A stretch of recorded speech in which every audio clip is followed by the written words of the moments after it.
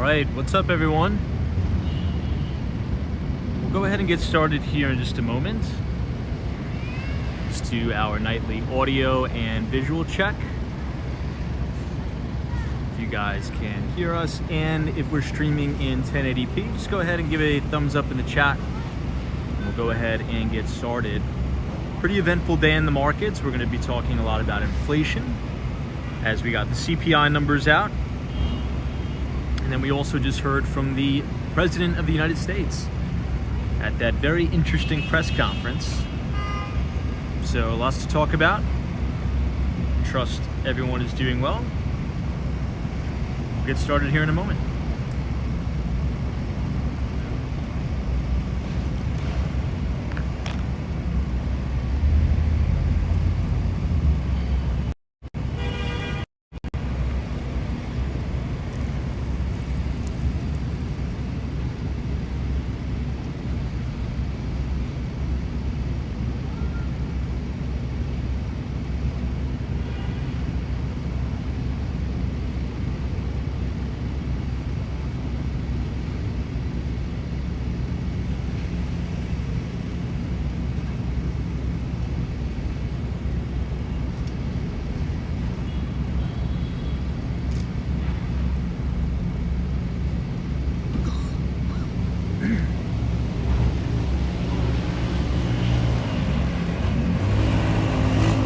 All right, everyone, let's go ahead and get started here.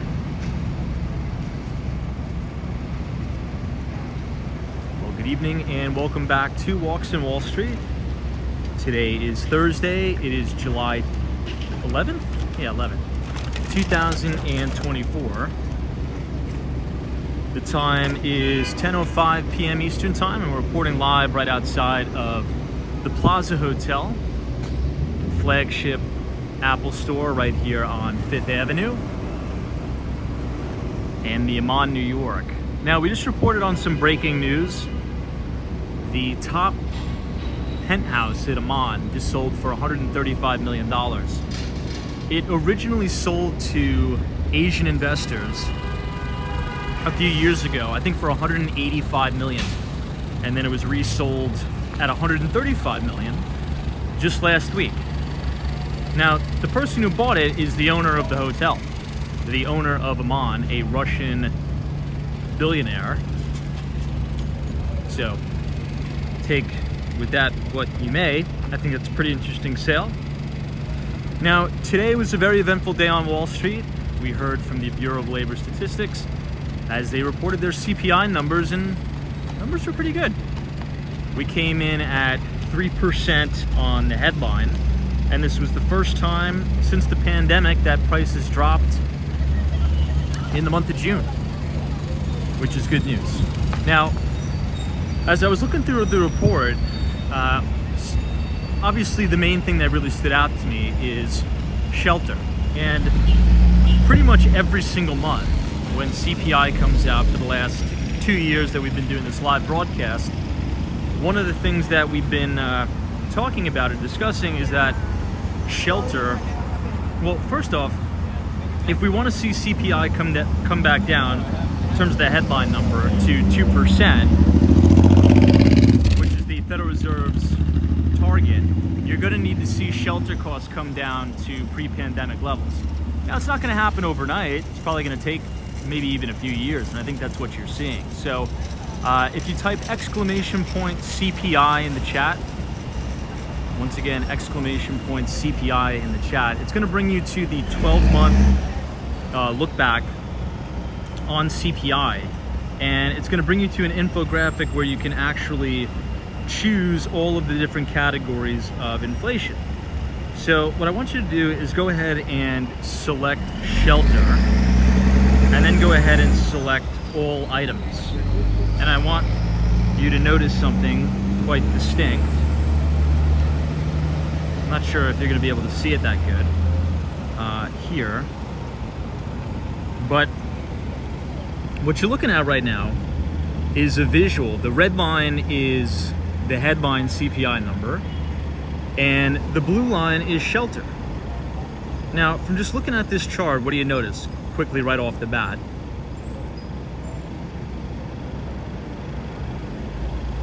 Anybody?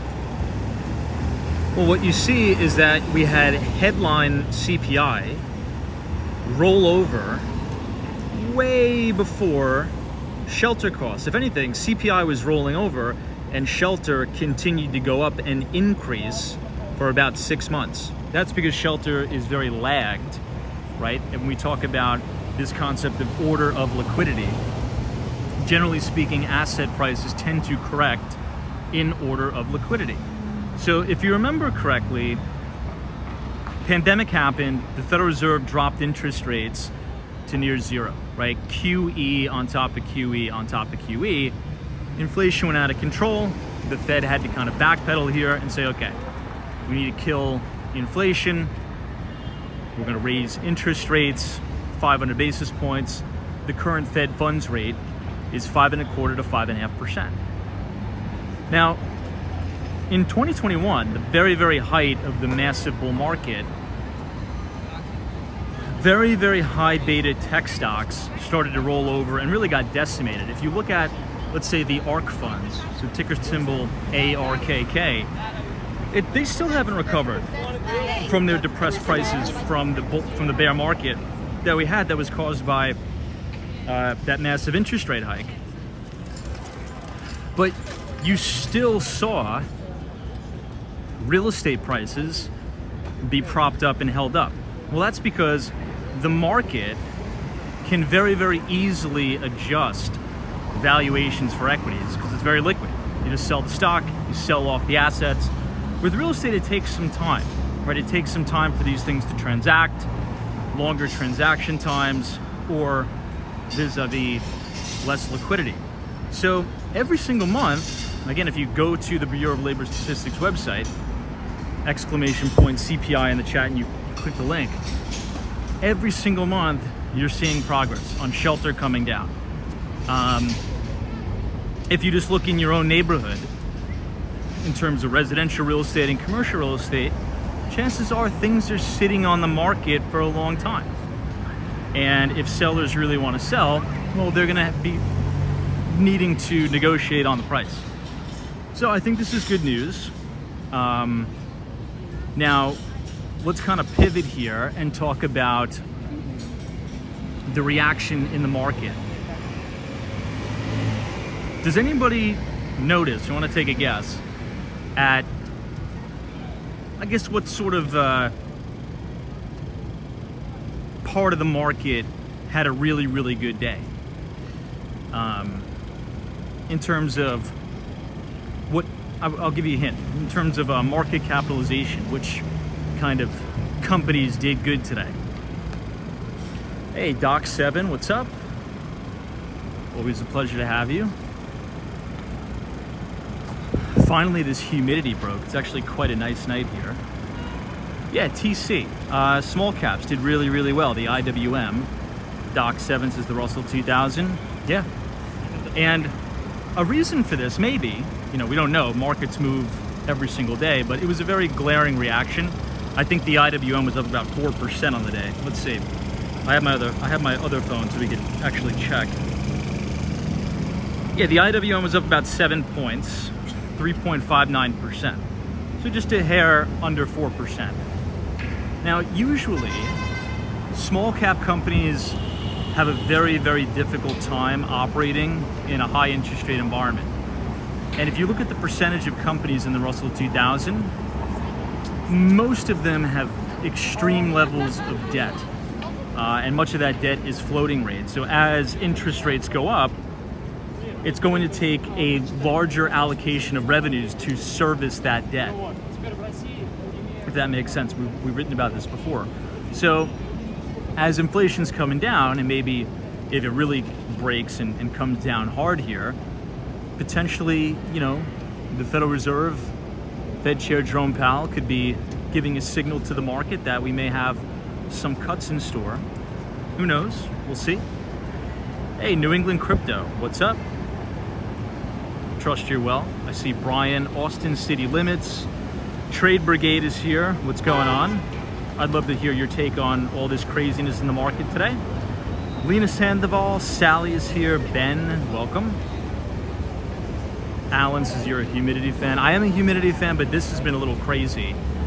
Now, here's the thing. New York City humidity is a lot different because the humidity when you're underground next to 1,000 people and it's humid, it's sticky, it's nasty, and it smells like piss.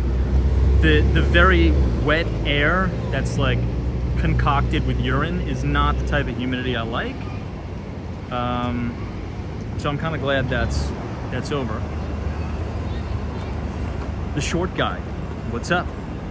Thanks so much for joining. TC says biotech is starting to look good again. Should rise as well with lower rates. Yeah, let's check that out, TC. What is it? The IBB, right? Oh, wow. You're right. I didn't even see that today. I was so busy. Here, let's pull this up.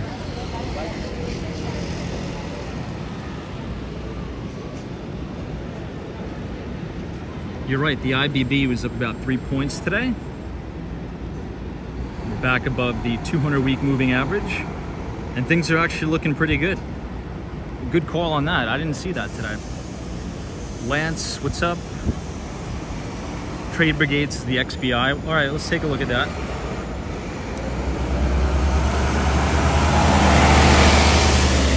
Oh yeah, that's the Spiders biotech, got it. Tom Smith's is sound. I think we have sound. Let me see. Shane, thank you so much for your $2 donations. Says, hey Tom, are we headed to the Brooklyn Bridge? We're gonna try it out. We're gonna try. So let's go ahead and start to head southbound. Thank you so much for your very generous $2 donation. Appreciate you very much. I thought today I was gonna be able to get out of the office early. I actually had to stay later than expected. Doc Sevens' REITs blew up today. That's also true. Now, that was a good call out you made earlier, Doc 7, on our prior stream. Particularly a lot of the REITs that are heavy weighted to CRE, like commercial real estate, office assets. I think your Vornado is up. And I think that kind of makes sense, right? Because what everyone is really, really fearful about, right? What a lot of people are really fearful about, and if you listen to some of these analysts, particularly talking about the regional banks, what their concern is a lot of this CRE debt on these older office buildings where you have record low occupancy, well, record high vacancy, record low occupancy, and this debt is going to need to be refinanced, right, over the coming 6 to 12 months, right, depending on the schedule. So with this encouraging inflation print, you know, maybe that sends a signal to the market where we could have a little bit of a glimmer of hope that rates will come down a little bit, but we'll see. Hey, what's up, Mark? We're now looking at the beautiful Steinway Tower here, as well as 157 and Central Park Tower. Mark says loved Sutton Place yesterday. So that it wasn't Sutton Place, that was Tudor City, but you're right, it looks really similar to Sutton Place. It's quiet, it's nice, lots of pre-war buildings. But yeah, I really liked it too. Thanks for coming, thanks for watching. Now, I have a question for the audience here. Gold is absolutely flying. Okay, it looks like gold is breaking out again from its flat base. We're at $2,400 an ounce on gold, and it looks really, really good. It looks very good. So I'm trying to kind of piece the puzzle here together, but sometimes, as I say, it can almost be like analysis paralysis a little bit, if that makes sense, because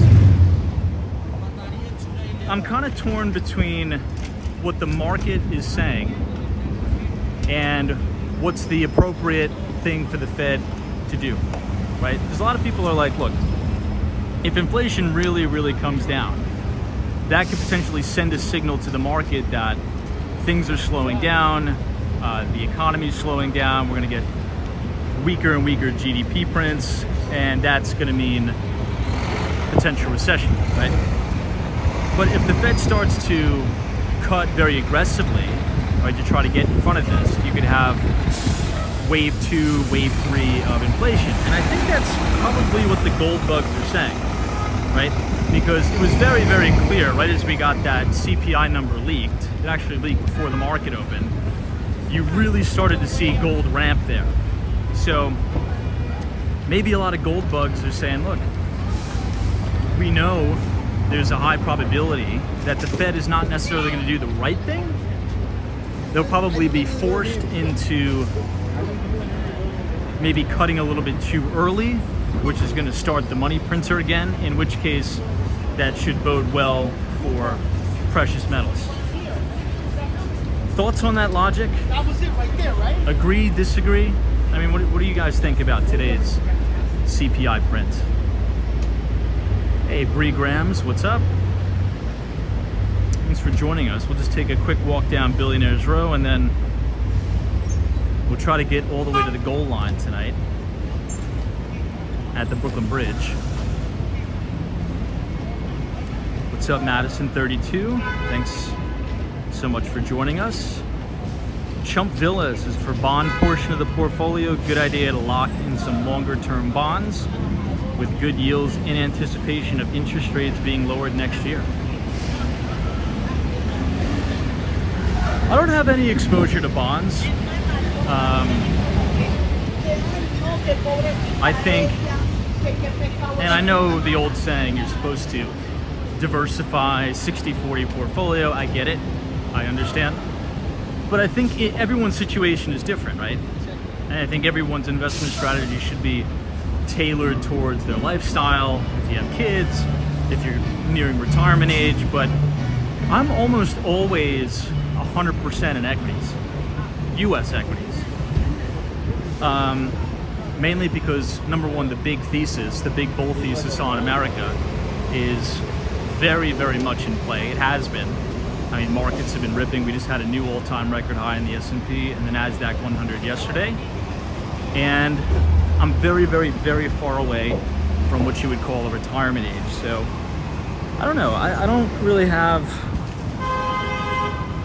well, zero fixed income in the portfolio. But I can see totally, like, let's say if, you know, you're nearing retirement age and you've gone through all the craziness. Like, that was a really, really startling time that we went through with the pandemic. I know it seems like such a long time ago, 2020, and it is, but, you know, we had a flash crash in the S&P. It was down 30% in 2 weeks. So if you're like, look, I got $5 million, I'm sick of the volatility, I don't want to worry about it, let me just park my money in, you know, a money market or something like that and just make the 5% yield. Hey, more power to you. I mean, 5% on $5 million is what, $250,000? You know, you could definitely live off $250,000. So I get it. I totally get it. Hey, what's up, D? Good to see you.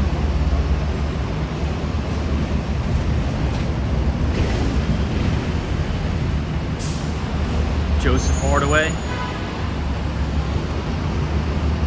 This is the main entrance to 157. Trade brigades, I found it interesting. Energy inflation, which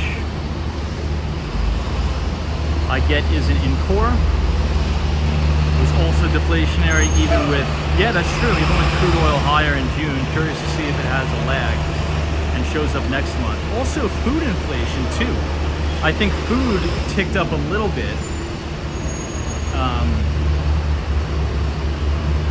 as well, which was interesting. But the big thing, since shelter takes up such a big weighting in CPI, I think shelter is what, 40%?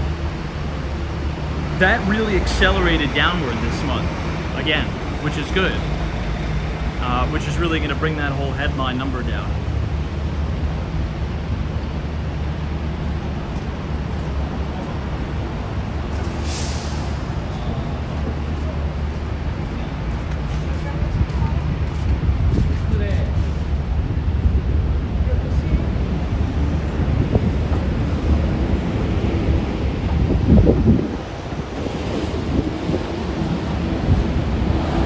one look at Central Park Tower.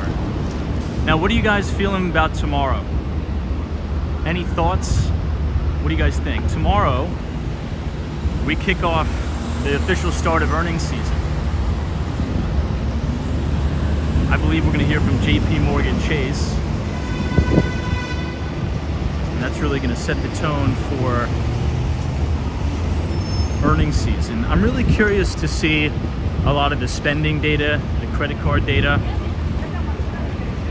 That's really what I always look for in those reports. Let's go ahead and make this left and then we'll start to head down.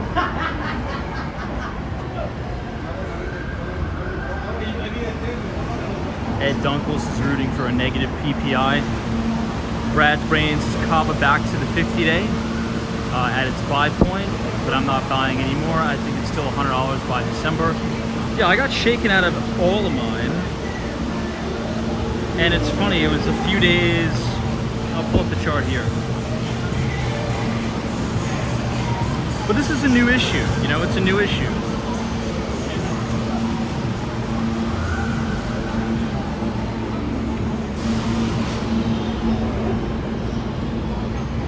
It's extended from the 50-day. Let's see, I mean, it's extended from the 200-day. Let's see if where it is at the 50. But I like this thing. I'm still covering it. I like it.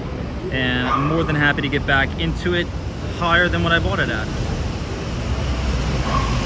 All right, Brad, we're right at the 50 here. We're right at the 50. It's kind of a lot of volume going in there, though.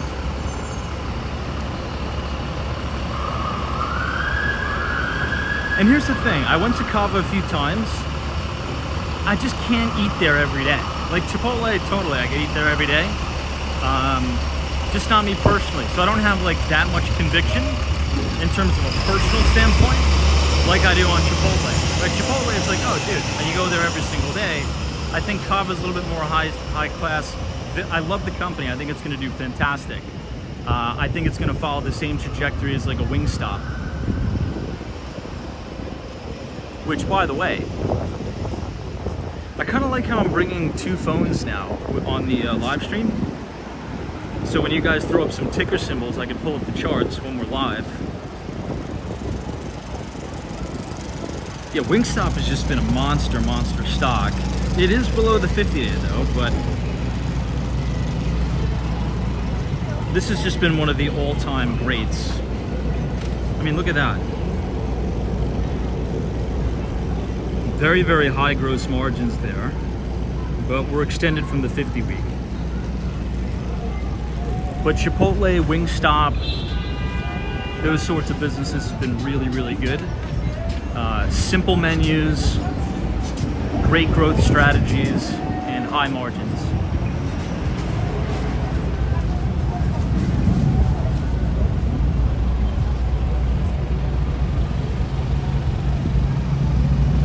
Now, oh, I wrote this down. I wanted to ask you guys this. Did anyone see what Elon Musk posted today on Twitter? I'll pull it up so we could all talk about it. Now, Starlink today, I think, just released their Starlink Mini. Let me see. Here, check this out. It says connect to high-speed, low-latency internet in 2 minutes. Max speeds over 100 megabytes per second for as low as $50 a month. That's unbelievable. You plug it in, you just point it at the sky, and you can get really, really fast internet pretty much anywhere. The question is, I'll cut right to the chase. You guys think that's negative for Verizon, T-Mobile, AT&T? What do you think?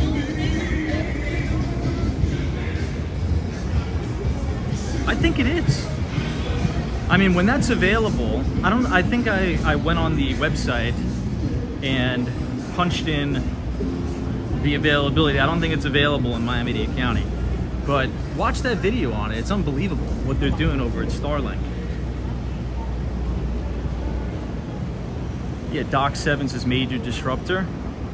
Here, let's... Prompts to perform initial setup. Here it is. Let me see if I can... The internet. Open the kickstand on the back of the Starlink and insert the provided cable. Next, connect the other end of the Starlink cable to the power supply, and when ready, plug your power supply into a standard wall outlet. Using the app, follow the prompts to perform an initial setup of your Starlink. Once it's found a satellite connection, it will automatically determine its alignment and notify you through the app if it's misaligned. If a manual alignment is needed, follow the directions on the app to optimize your connection.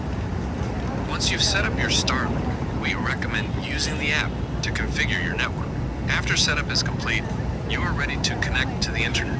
For best performance, be sure to permanently install your Starlink. To learn more about Starlink or contact our support team, visit support.starlink.com. And that's really, really fast internet. Because the main problem in America, right, when you think about internet connection in the United States, we're a huge country, right? Quite obviously, we're a huge, huge country. So in most places that you go in the US, the internet really sucks. Like the connection sucks. Outside of major metropolitan areas and really, really rural areas, the internet is very, very slow. But with Starlink, right, since you're just beaming the connection from satellites, that's a huge game changer. That's going to be pretty unbelievable. So we'll see.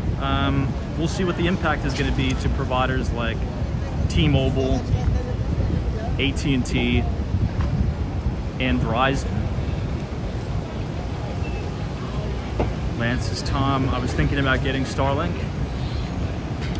Lost but not yet found says, how much will it cost? According to Elon Musk's tweet today, it says as low as $50 a month, and that's for the Starlink Mini. I don't know what it's going to cost for anything else, but when I saw that today, I was like, holy, that's crazy.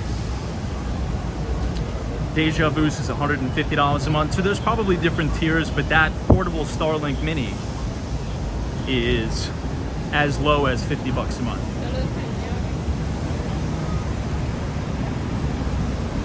The LT Prods is Xfinity sucks. I have Xfinity in Miami.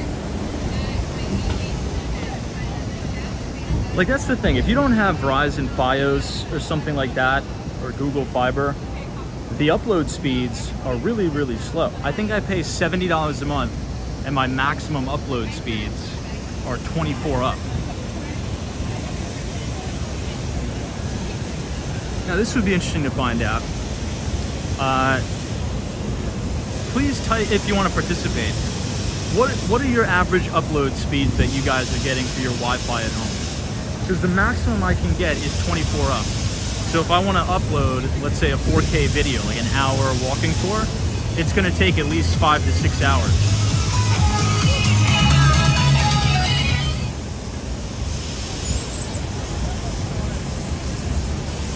Shannon's, the hardware itself costs $600.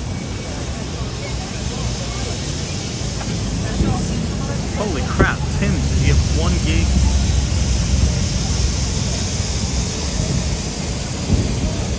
Allen's is 100 up, 10 down, $51 a month. The LT Prods is 40 up, 800 down. Alan, who do you have? I have Xfinity and it sucks. See, if you're getting, like at the office, I'll give you an example, because we have Verizon at the office, and it's so funny because they're ripping up the road outside of 432 Park Avenue. Apparently there was a big Verizon outage everywhere, so they had to replace that. We get about 350 up at the office, and it takes probably less than 15 minutes to upload 1 hour 4K walking tour. That is extremely, extremely fast.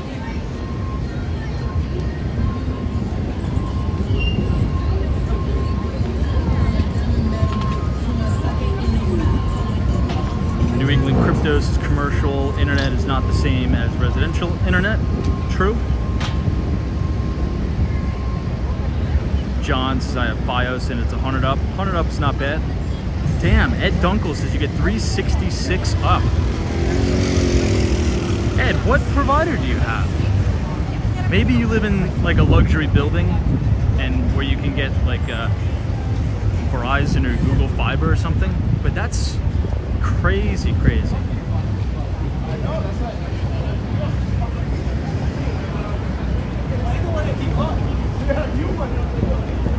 Now here's what, now that we're kind of talking about telecom. Oh, Ed's is Frontier, but you're at your office. Yeah, office is way, way, way different. That's like a wire line where you get crazy speeds.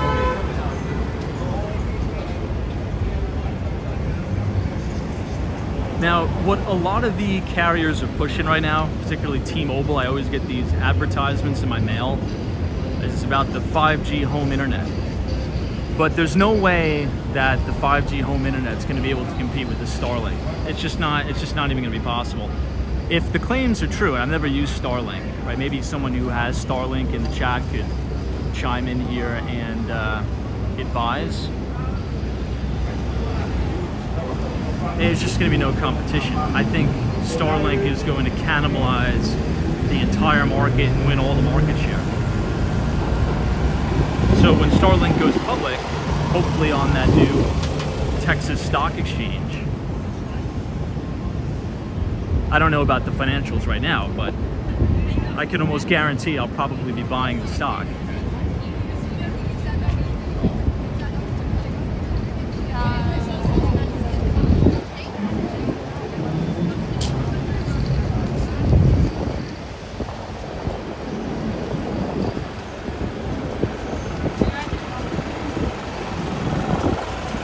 Five, 6 T-Mobile will start using Starlink satellites, but I think that's only for like emergency calling. Am I correct on that, or am I incorrect?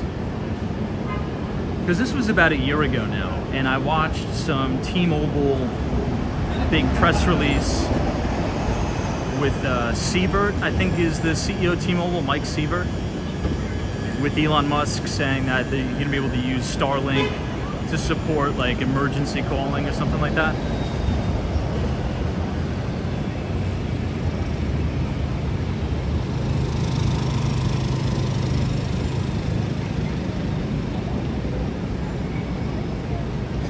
Here we are outside of the Barclays.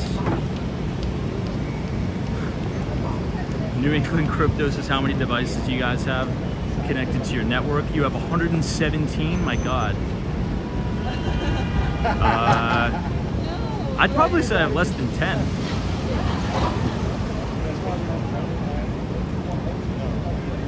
Blake says I get 14 up. Sometimes it's 25, always varies.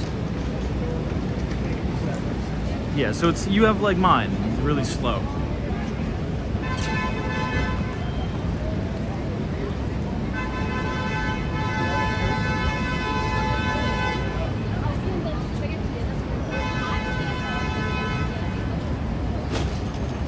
Lively for a Thursday night. We'll just keep blasting through the topics real quick because I think it's going to be a shorter than normal live stream. We'll see. Let's shift gears. Previously we were talking about this bull thesis on AI sparking a huge hardware upgrade cycle. Two reasons. The first catalyst really came from Apple's developer conference, right? That was about a few weeks ago.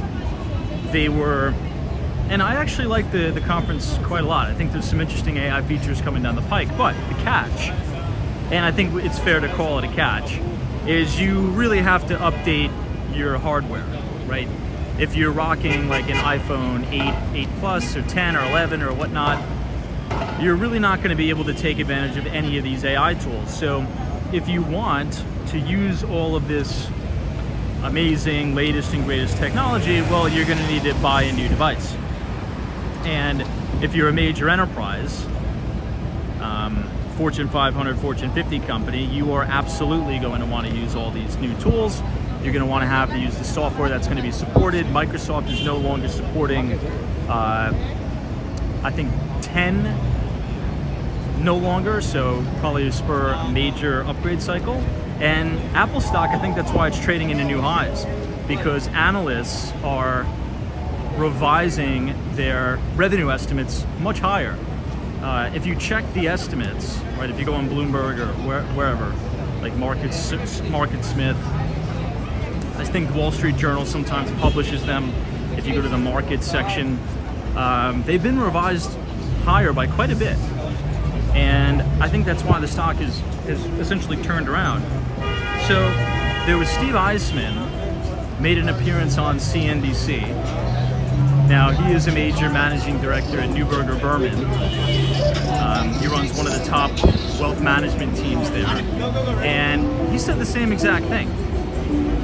He actually literally picked up one of the anchor's cell phones and said, look, you're gonna have to upgrade your device and get the latest and greatest device if you're gonna wanna use any of these AI tools. So go ahead and check out that quick interview, quick appearance by Steve Eisman.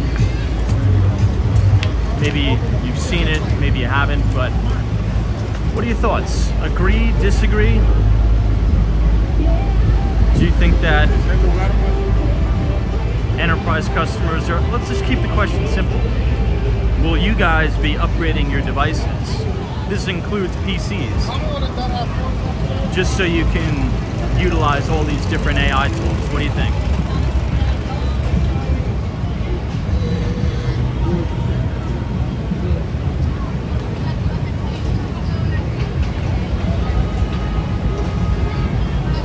Man, crowded tonight.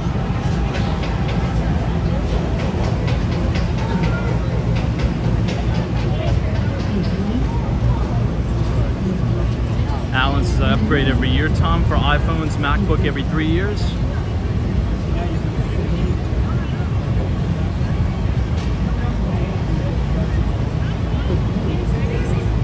Thomas GS.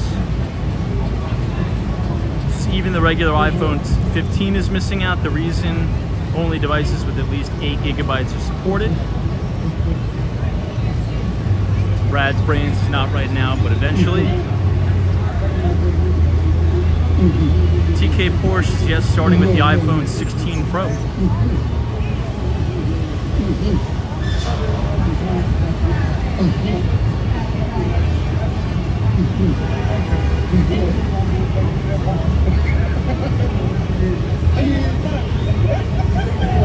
It'll be interesting to see. Let's make a little bit of a detour. We'll have to go over to 8th Avenue. I don't think I could stomach Times Square tonight.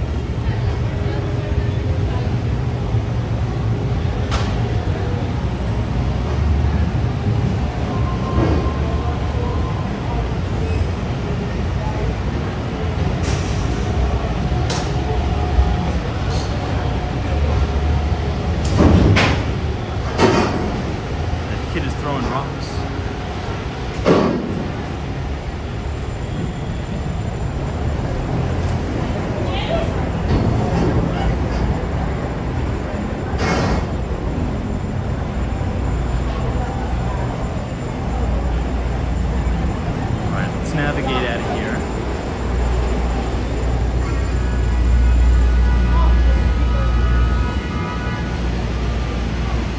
If you guys are enjoying the live stream so far tonight,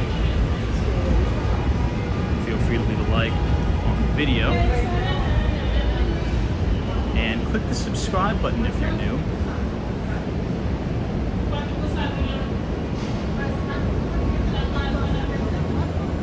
Robin S says, don't be mean about 8th Avenue this time. Well, we'll see. If it's really bad, I'm going to start to throw a few blows at 8th Avenue. There's no guarantees. No guarantees.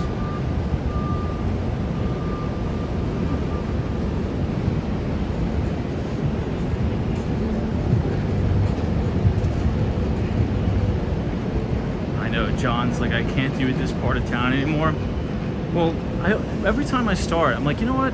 I'm gonna do it tonight. I'm gonna cut right through Times Square. But then when I get there, I'm like, phew, I don't know if I can do it. So we always cut over to 8th Avenue. I figured out why we always go to 8th so much.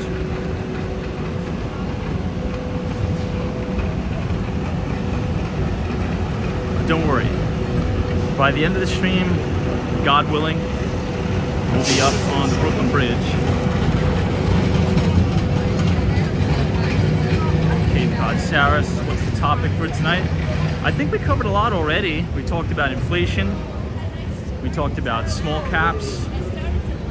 We talked about the new release of the Starlink Mini, which Elon Musk just released, which I think is going to crush a lot of the telecom competitors. Apparently it's going to be 50 bucks. We'll see.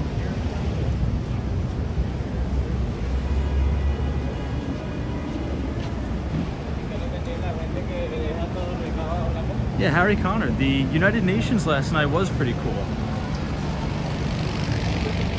Last night we went to Tudor City. It was awesome. Very quiet. Very, very rarely do we go there. And I'm glad that we went.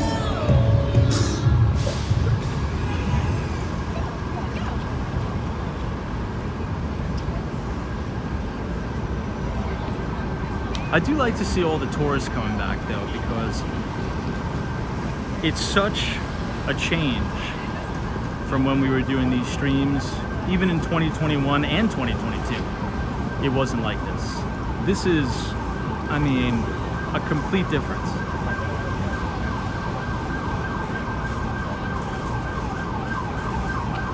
All right, let's cross.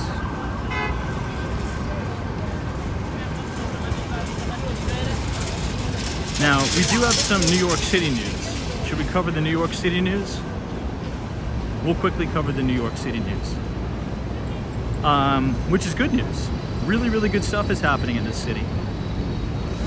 Penn Station, Penn 2, the new Penn 2 project, which I love so much, that was helped put on by Vornado. It's gonna get a lot better.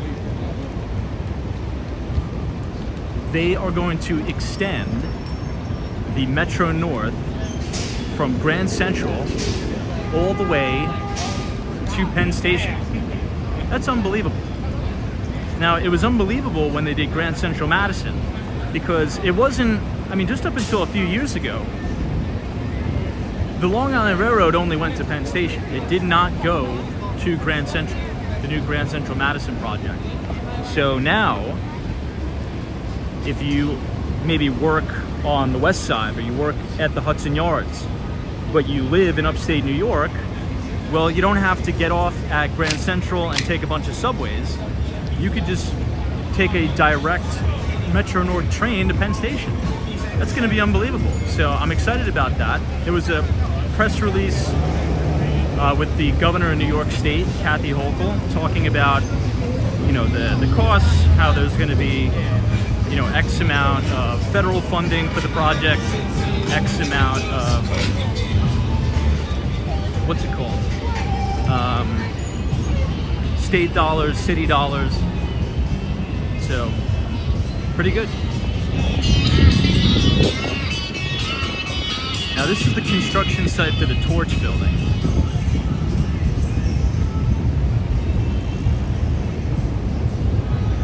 Hey, Sabrina Fair, what's up?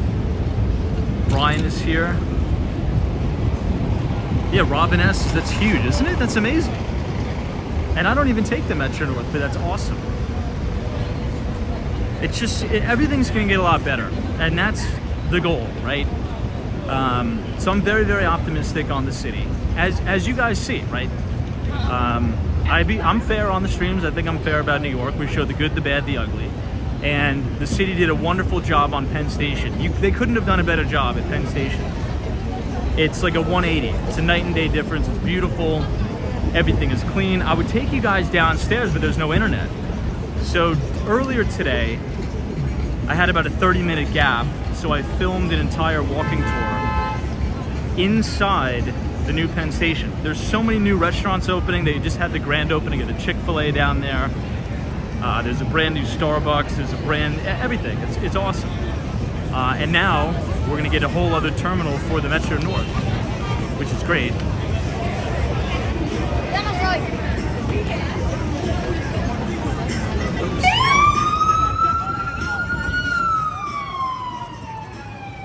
Hey, Victor C, what's up? Thanks for joining us on this CPI Thursday. Tomorrow we're going to get the PPI numbers and the official start of earnings season when we hear from JP Morgan Chase.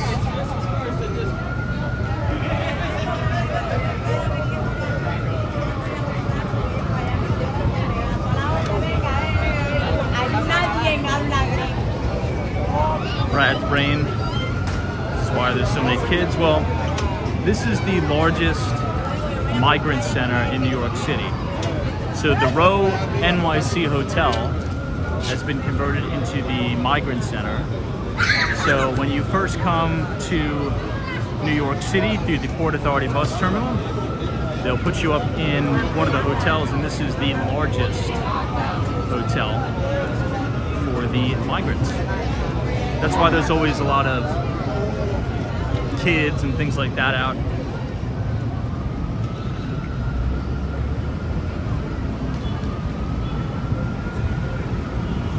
Now, I always thought this sugar factory went out of business. I feel like we were talking about that like last year.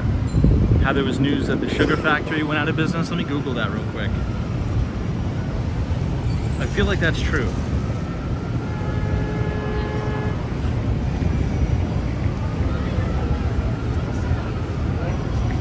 Or they filed for bankruptcy.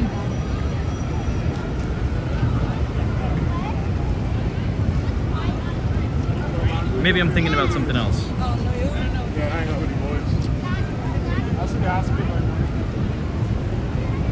I guess it doesn't matter.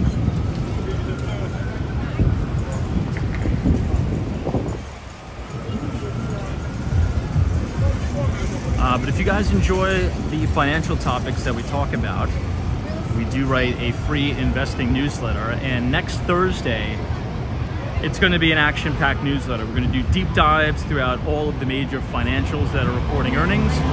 We're going to do an entire deep dive into the inflation print. We'll talk about the Federal Reserve, and then we'll even give some of the election commentary because things are getting a little bit interesting. So if you didn't read last week's newsletter, if you scan the QR code on your screen and punch in your email, that'll take you to our Substack, where we publish all of our market research for free every other Thursday, right at the market close. So go ahead and check it out as we head towards the Port Authority bus terminal.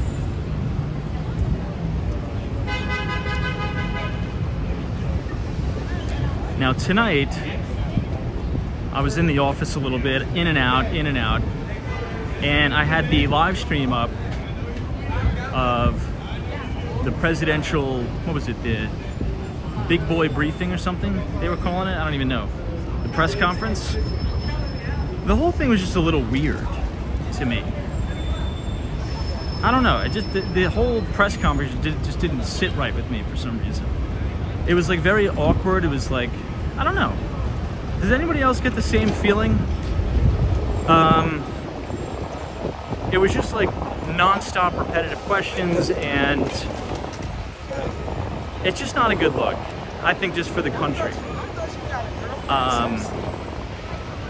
Many different stumbles, many different, you know, and look, I never really like to get political, but you know, it is an election year. It is important, and you know, people are like, you know, I'd rather have Biden over Trump, and I get it. Vote for whoever you want. But I think the Democrats can still have enough time to run someone else. And I'm not a Democrat, I'm a conservative. But there's a lot of better candidates that they can run. And I think it's just a little weird that we're getting into this discussion that, you know, he mixes up some words, he says Vice President Trump. You know, that's like a pass. Like, the way I kind of think about it, and I was kind of texting my friend about this, the way I think about it is this. If I go on an appointment with my boss, right, and even when I was back in tech sales, we would go into a big board meeting with the CTO of a company, you know, the director, you know, their IT people, and if I constantly misspoke or gave incorrect pricing, or I would be fired. And that's working at a tech company. You know, this guy's leading the free world, right? So I don't know. I have nothing against Biden, right? Everyone gets old. I'm gonna get old. I'm probably gonna be that way when I'm older. I believe the population of this country is, what, 333 million people? You know, enough with the guy. Let him chill. Let him step down and throw somebody else in there. At least that it's the appearance. Perception is more important than anything else. And particularly when you're running a country. And I've said, you know, I can't stand Governor Gavin Newsom, but when you listen to the guy talk, he's a freaking powerhouse. And when you're dealing with different world leaders, you need to be direct. You need to be an absolute master communicator and negotiator. And this guy's just not it. It doesn't mean he's a bad guy. It doesn't mean he's a bad guy. It just means he's old and he's shot and he can't do it anymore. So, I don't know. After watching that press conference, the whole thing is just weird. After about 10 minutes into it, I'm like, this is just getting weird. You know, it's like everyone is hounding the guy about take a cognitive test, take this test, take that test. I'm like, you know, it's just a very weird thing. Anyway, that's kind of my take on it. Let me get the QR code out of the way.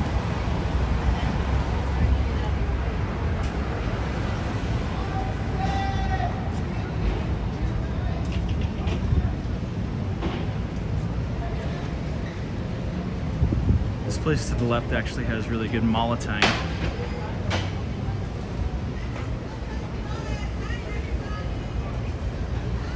Molotang is like a very, very spicy soup. It's very good. I've been here many times.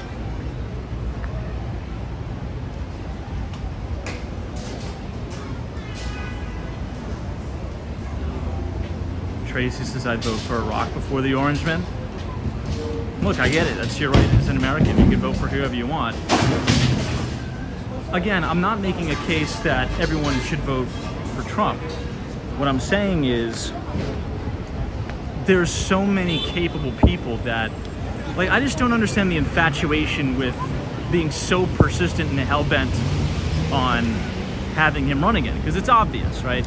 If we're all being honest with ourselves, right? If we put our political biases aside, right, and they're just being honest, the guy's not well. And it's gotten to a point where it's actually sad and disgusting, where I think the First Lady is borderlining like sociopathic tendencies to like force this guy up there. And I don't think it's right. I think it's not nice. So just pick someone else. There's so many smart, sharp, highly educated, and younger candidates. Again, it doesn't mean the president of the United States right now is a bad person. Everyone gets old. I'm gonna get old. Okay, it's a part of life. You know, the guy's dedicated his entire existence to public service. What's the big deal? I just don't see the infatuation, like they're obsessive about having this guy be up there and out there and running. It's just a little, I just don't get it. I just don't get it. And maybe I'm wrong. I'm not saying I'm right. I'm just telling you my take on it.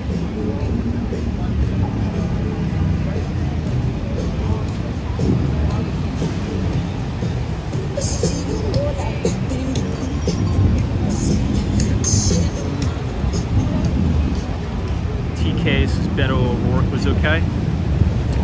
Yeah, I mean, I would disagree with his politics, but he comes off as a sharp, nice guy. Like, I think nowadays, especially with all the crazy geopolitical stuff blowing up, with the horrible, you know, war in Ukraine, with everything that's blowing up in the Middle East right now, you gotta have a very, very strong presence in there. And I really do believe that even if you had Gavin Newsom there and Biden wasn't president, Putin would have never invaded Ukraine. Zero chance. Because he just comes off as a guy you don't want to mess with. Even though I disagree with his politics, he's a sharp guy. And I don't understand why he is, you know, still backing this guy Biden. I don't get it. I don't get it. Anyway, let me try to navigate through the roaches here.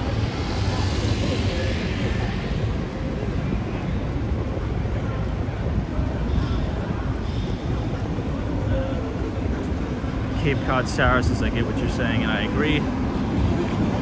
Susan says, Newsom, no way.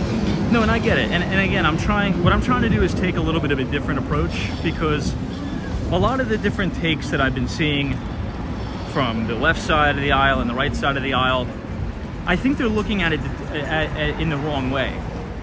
You know, a lot of the conservatives, right, and I would consider myself right-leaning conservative, they're saying it's the wrong frame. They're saying he shouldn't run, and they're calling him all these mean names and saying vote Trump, vote Trump, vote Trump, right? And all the people on the left are just so, it's like it's gotten like cultish, where they're like, oh no, he's fine, he's fine. He's so sharp. I've never seen a sharper Biden. Like, you don't need to gaslight and lie. It doesn't mean Joe Biden is a bad person, okay? It just means he's getting older and he's suffering cognitive decline, which is obvious. I mean, anyone now who thinks it's not, or it's a little stutter, it's like, dude, come on, man. And even if, let's just say, even if it is a stutter, okay? Still not acceptable to be the president of the United States. If I perform like that and I presented myself like that at a job, I would get fired, let alone being the president of the United States. So I think the proper frame to think about this is, look, don't let the ego get in the way. There's tons of great candidates, or even just have Kamala Harris do it, right? Even though I think that she'd be a worse, probably in terms of her policies, than Biden, but at least she presents a little bit better. She presents better. I think she could do better in press conferences. I think she could do better in negotiations, one-on-one on the phone. I just think that she'd be better in that regard. At this point, I think you need someone that presents well. And there's no shortage of people in the Democratic Party that present well, or that present well, excuse me. Doesn't mean I need to agree with their politics. I'm just talking about their interpersonal skills, their communication skills, things like that. This is the New Yorker Hotel here.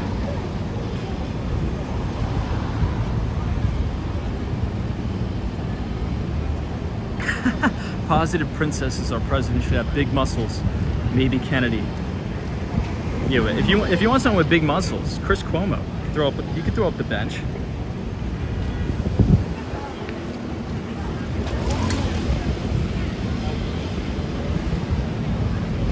Chris Cuomo can bang out some pull-ups in the Oval Office, right?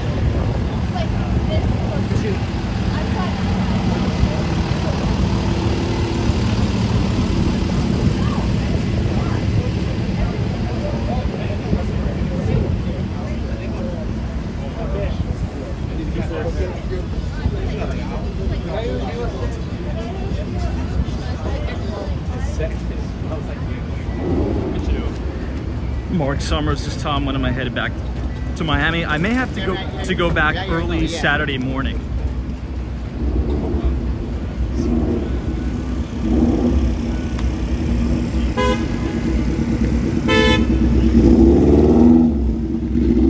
But if I do, I'll only be there for like 48 hours.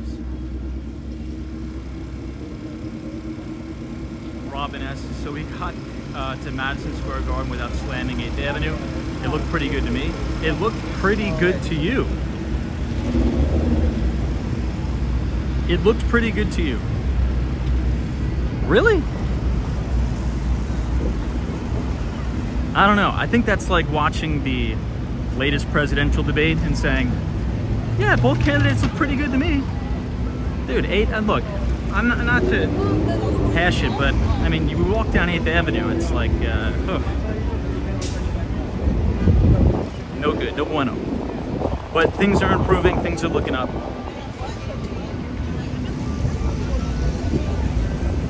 All right, and we're making good timing. We should be at the Brooklyn Bridge 30 minutes.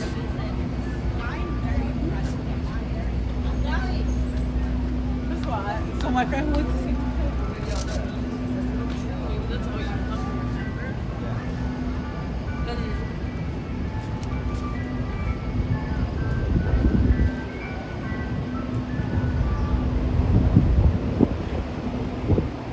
So if you look off to your left, we have a little bit of, not necessarily breaking news, but some news which I think is quite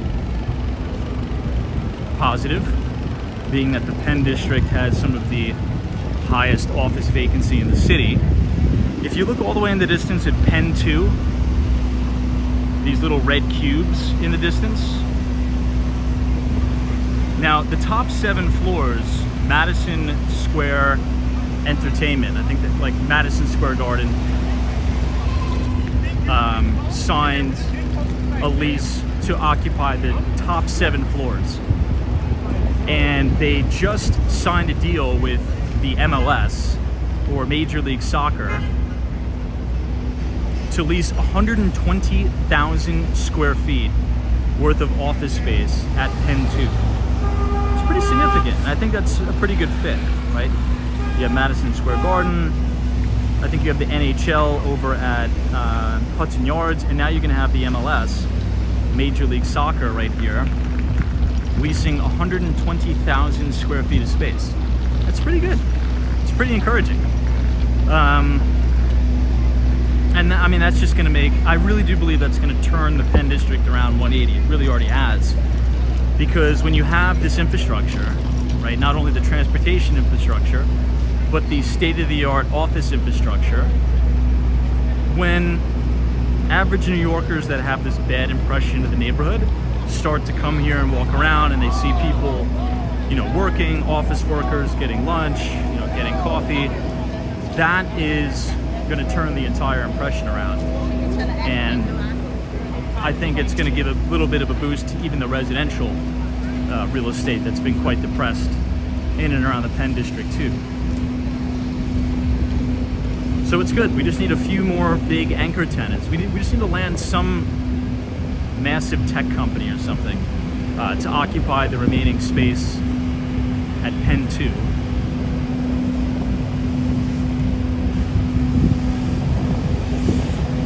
This is One Penn Plaza. Now this isn't new, but they've totally gut renovated it. They've expanded the ceiling heights in the lobby. You have this Blue Ribbon sushi place, and on the other side you have a Blue Bottle. They did a good job.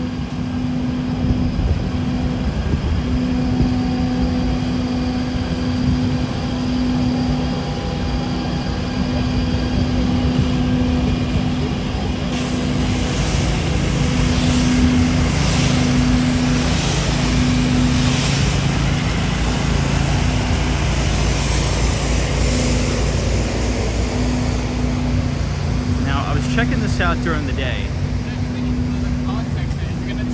and they did something very similar to what they have at Bryant Park. They have an outdoor library at Plaza 33, which is right here. They have live music here. To the left they have pickleball. So I think this is going to turn out to be quite a nice investment for Grenado. All the landscaping is new. And they even have a black box theater. If I stand back just a little bit, you'll be able to see it because you have all the lights on.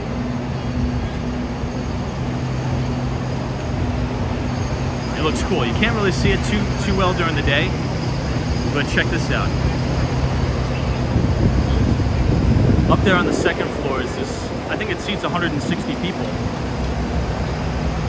It's a viewing black box theater overlooking 7th Avenue. That's pretty cool.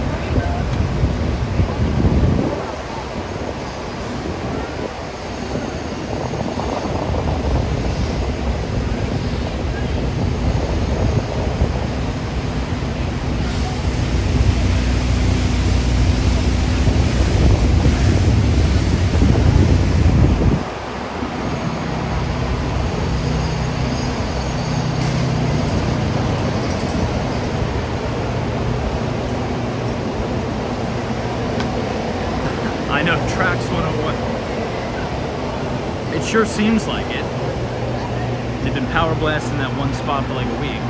This place is good, this Los Tacos, but it's quite expensive though.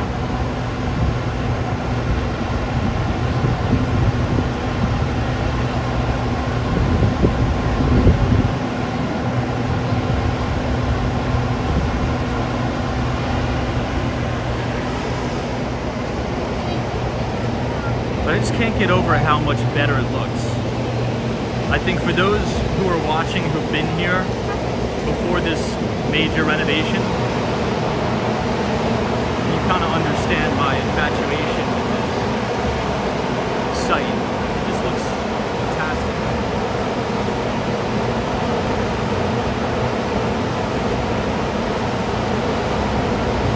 I mean, look at how futuristic that looks.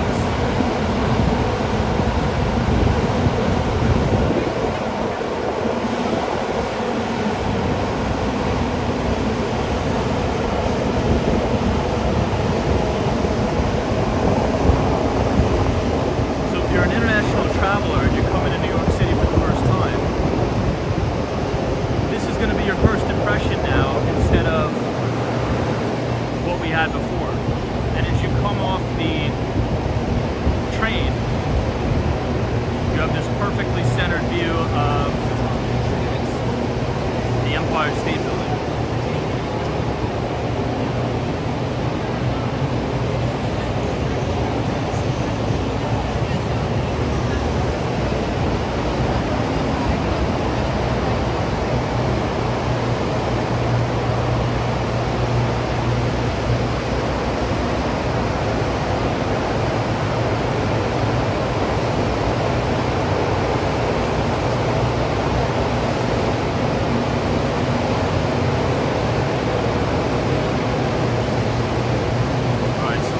Down now.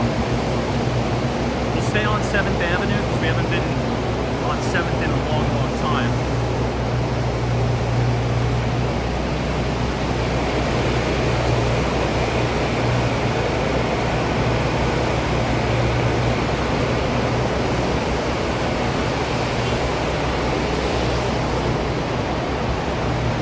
And we'll walk right past the Fashion Institute of Technology, or FIT.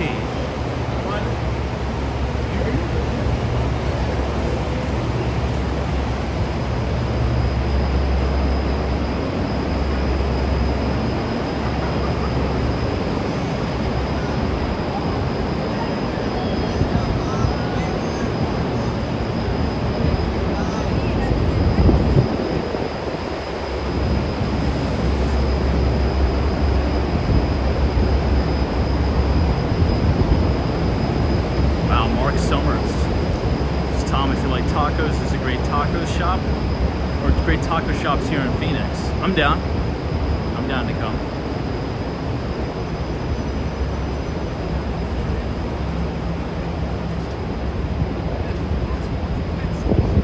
What do you expect?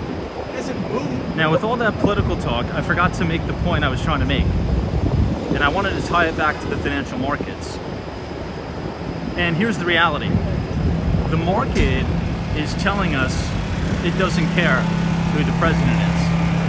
And that's actually quite refreshing because that goes back to my core fundamental beliefs that the US economy is much, much bigger than one guy or one girl. I've always said that when the market is doing poorly, whoever the president is takes way too much heat. And when the market is doing positively,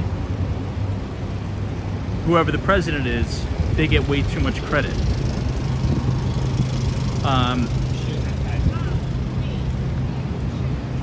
What most Americans need to understand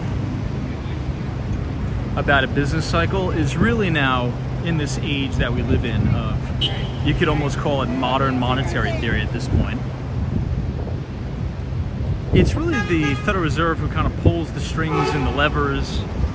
Yeah, does fiscal policy play a big part? I think so, particularly when the fiscal side of the house is throwing out massive spending programs. That can really juice and turbocharge the economy because a lot of these businesses that are publicly traded get big contracts to build new factories or subsidize their businesses and the like. But generally speaking, I think that analysis holds true. So regardless of the craziness that we see currently with, you know, this election cycle coming up with not too good choices either way, I think the US economy will be fine either way. And that's the good news. So I guess that's the point. Perhaps this election cycle will be much, much crazier than most, which is true.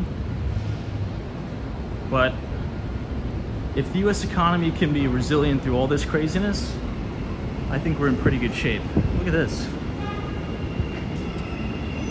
This is Korean tteokbokki.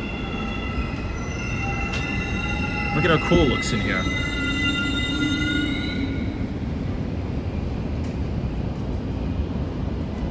Man, what an awesome setup.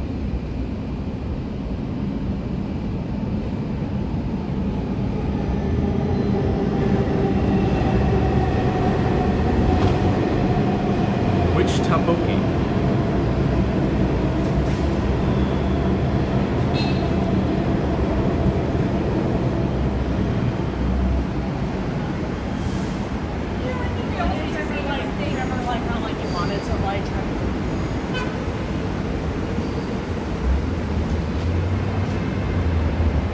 So on the corner of West 28th Street, you can see the Fashion Institute of Technology, FIT. This is in the SUNY system, or the State University of New York. It looks like it's going under some sort of facade reconstruction here.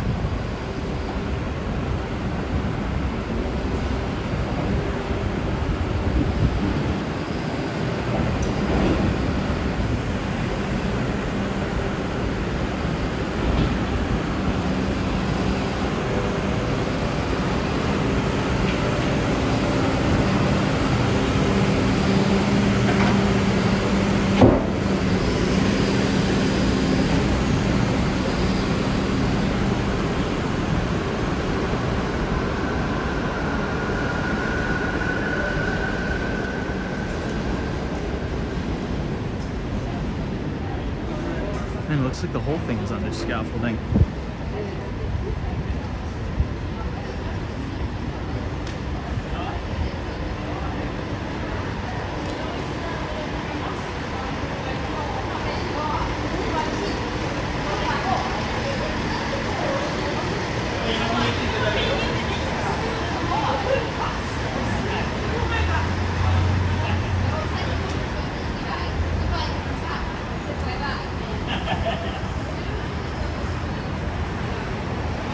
We're going to start to see a lot less foot traffic down here.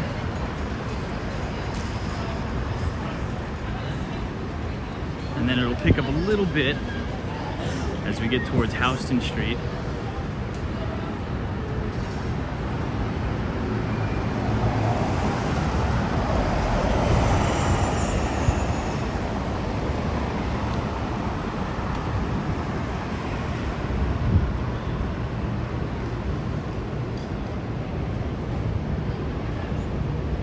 Hey, Jeff in Southern Tier, New York. Good to see you.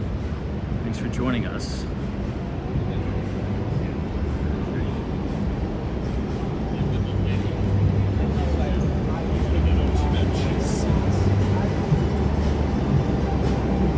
New England Cryptos is how's the battery looking? Battery's looking really good. We should be able to make it well over the Brooklyn Bridge tonight, so it's good. The unfortunate thing is we're probably gonna get Taylor Swift all the way down. Nothing against Taylor Swift, but it's just a little bit too overbearing at times.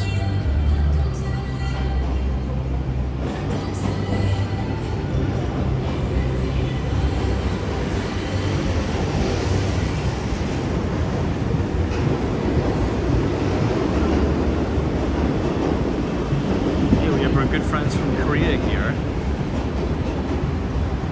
안녕하세요.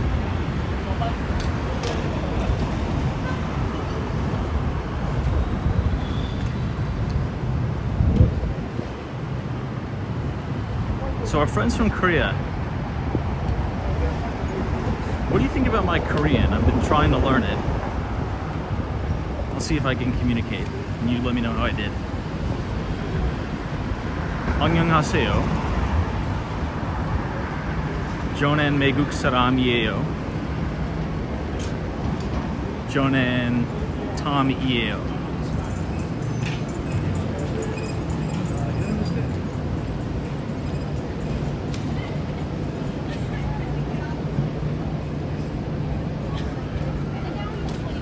Trying to think if we should make this left.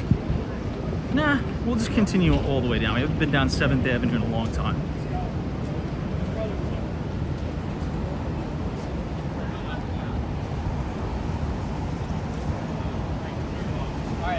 This is West 23rd Street. This has throughway traffic going east and west.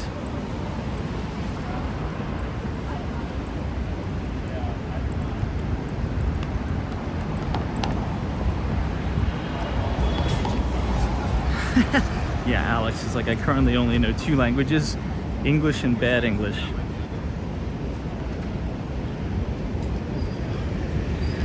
You have Hotel Chelsea to your right.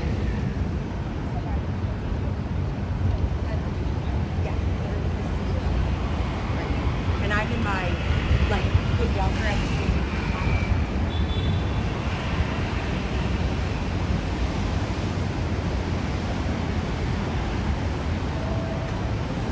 Ah, very nice. So my pronunciation is very good. It's just, I think my writing, I've been practicing writing in Korean a lot. And my handwriting, even in English, is horrible. It's really, really bad. And I think it looks worse in Korean. But I'd say I'm okay. Getting better.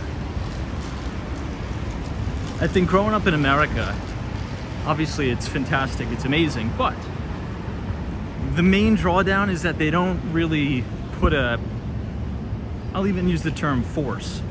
They don't force the young kids to learn another language when they're young. And I think that's a really, really big disservice because it's such a huge disadvantage in business.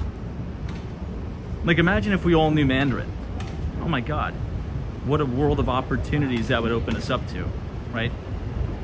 If, obviously, first language is English, and then, yikes, it's gross.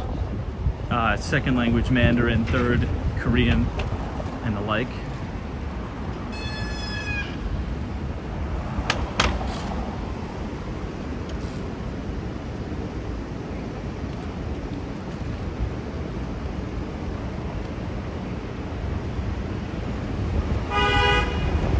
SLA, this is why there's so much trash piled up on the streets.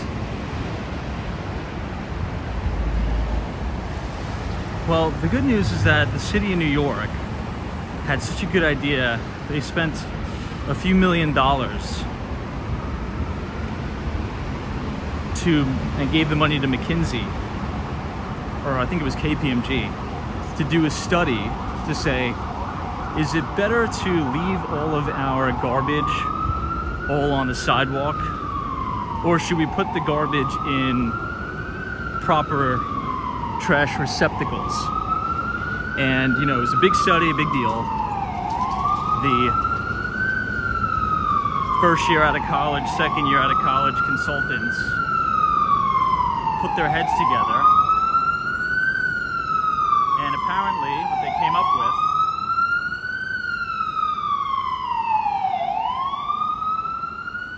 is that it's better to put the garbage in garbage cans than just littering it all over the street.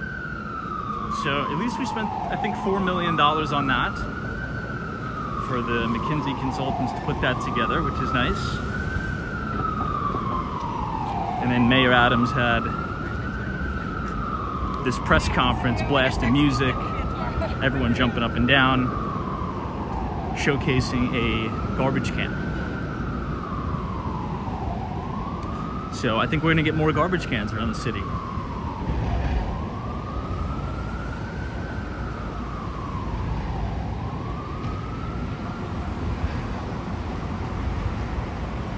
Your easy to listen pronunciation is the best. Thank you so much.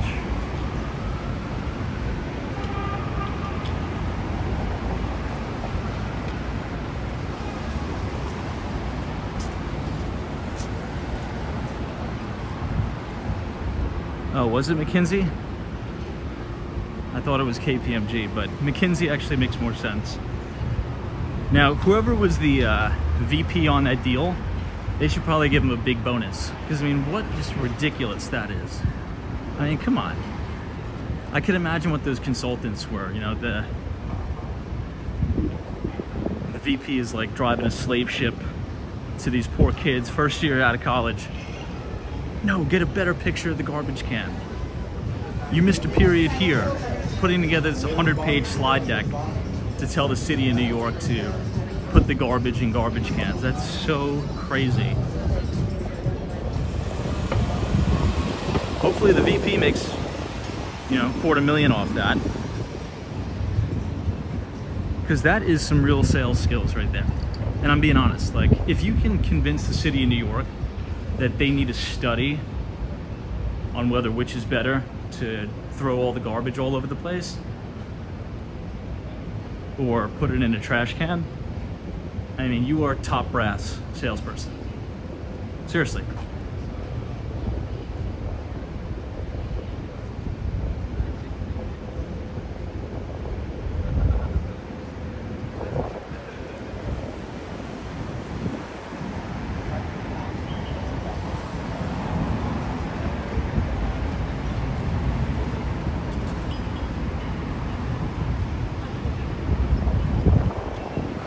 Nobody shares. You could learn French at my school, but nobody forces you. Yeah, I don't know. I think as you get older and as you get into business, you realize what a disadvantage you're at. When there's another employee that knows English, they know Spanish, they know Italian, you know, they know Mandarin. It's like, my gosh, I could be doing so much more business if I knew all these languages.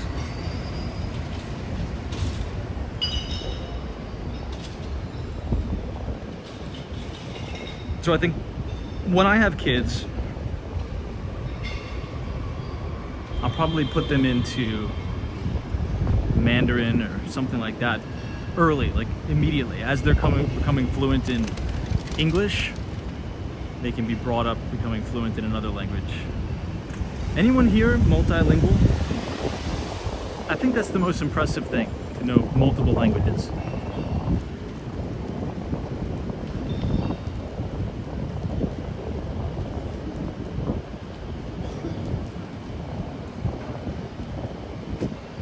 Brad's brain says, I wish I spoke Spanish. I do not. I think foreign language should be required in school. This is America. The focus should be English. I once thought like that, but it's real limiting. But I've come to find out. It's like so limiting.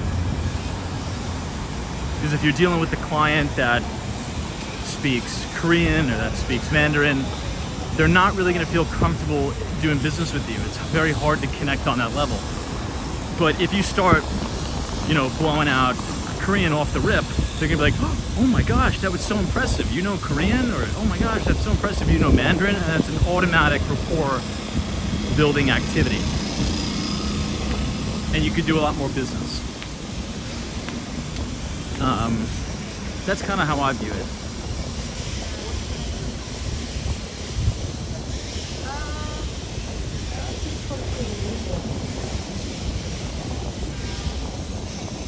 Oh, Courtney Lee, awesome. This is bilingual in French and English. I also speak some Mandarin, and I can read Korean. Cool. That's awesome. Robin S says they learn languages from 0 to 3. That's the best time to learn it.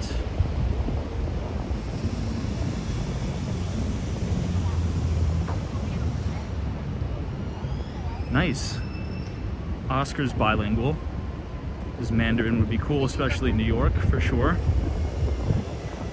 I think in New York, Spanish is probably the most important. And then number 2 is probably Mandarin, I think. And then 3, Korean.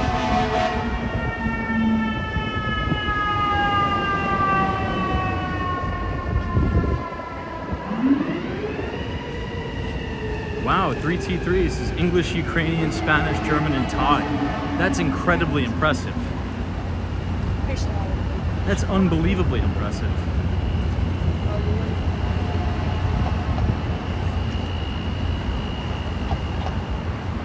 Robin S., I agree. Yeah, it's much easier to learn it when you're young. It's so difficult to learn another language when you're older because you just don't have the time. You know, everyone's busy. It's difficult to learn another language.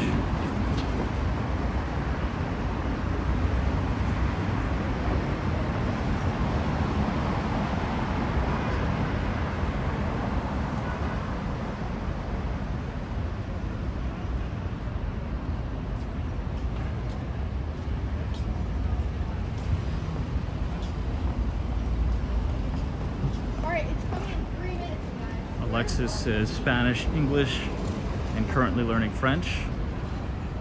Nice.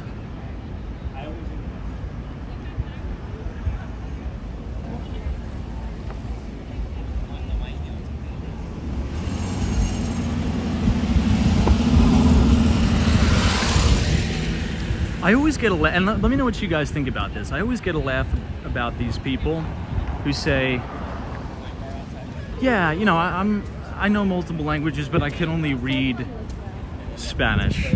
I can't speak it, I can only read it, but I can understand it. That's bullshit. I'm sorry, I'm just gonna call it. That's bullshit. Not to be like super harsh, but come on. I've never met someone who can understand Spanish perfectly, like can understand what you're saying, oh, but then they can't speak it back to you? Come on, that's nonsense. It's either you know it or you don't, I think. I've never met someone who's like, oh yeah, I can interpret everything perfectly, understand what you're saying, I can write it, but I can't speak it. What? That's ridiculous. Doesn't make any sense. Thoughts on that? Is that a hot take?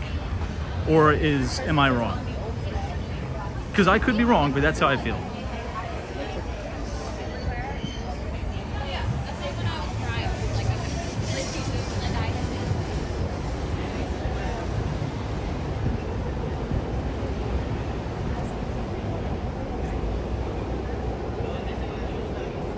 Robin S. says it's a hot take and you're wrong. Maybe. I'm open to the fact of being wrong, but I just don't see it. I've never met someone who is.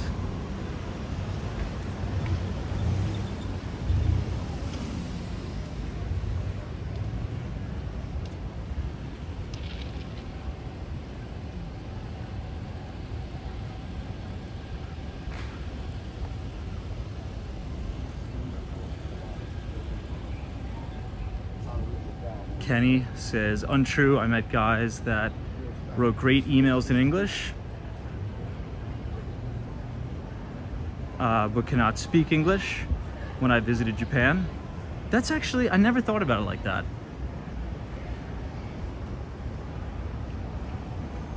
Yeah, maybe typing or, you know, writing is a little bit easier. I've just never met a person who, I just think it's just ridiculous. There was a few kids that I played soccer with. They're on my soccer team in college, and they'd be like, "Oh yeah, I speak Spanish totally. I can understand it. I just can't speak it." And then we're in the locker room, and I said that same exact thing. I'm like, Omar, that is the biggest load of BS ever. And then we had some of the kids that were fluent in Spanish communicate, and they were like, "Yeah, I got a little bit of it, but the accent was a little off, so I can't do it." I don't know, I just think it's nonsense.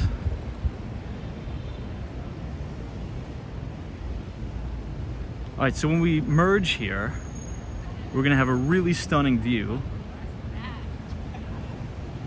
of the World Trade Center. and we will walk right through the West Village.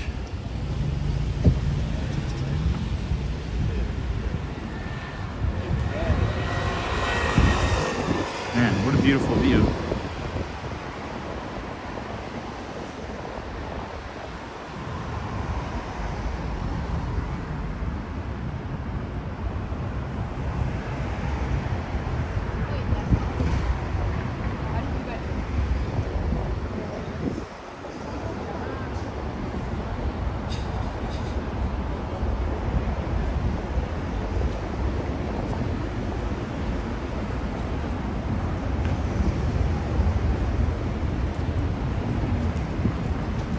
Now, I remember during the times of the very beginnings of Google Translate, like when they just launched it, it was very inaccurate, but I feel like it's extremely accurate nowadays.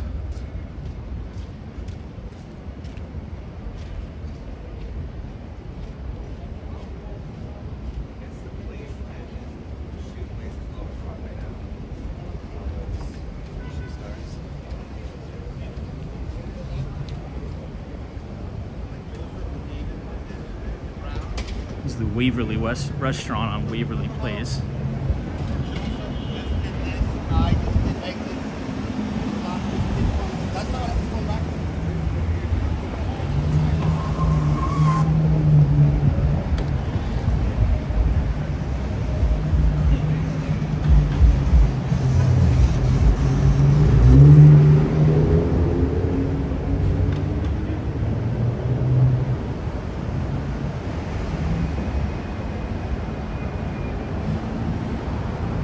Oh, Brad's brain, yeah.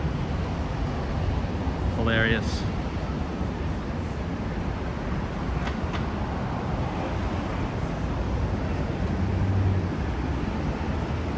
This is now Washington Place.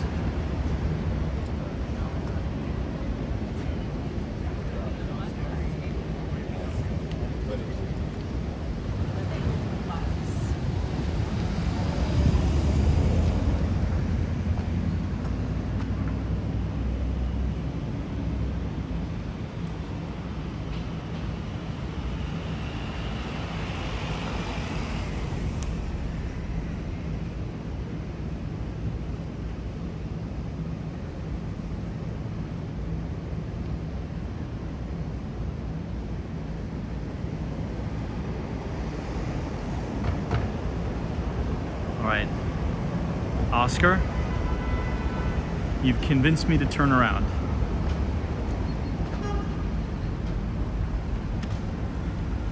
Hold on one second.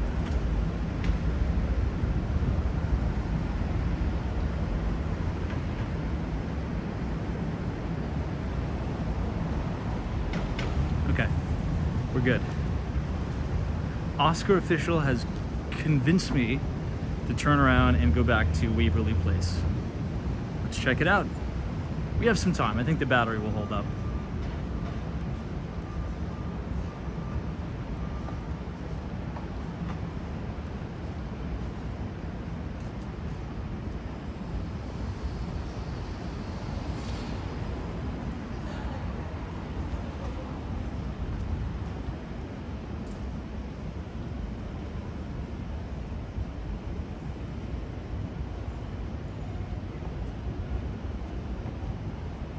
It is quite nice here.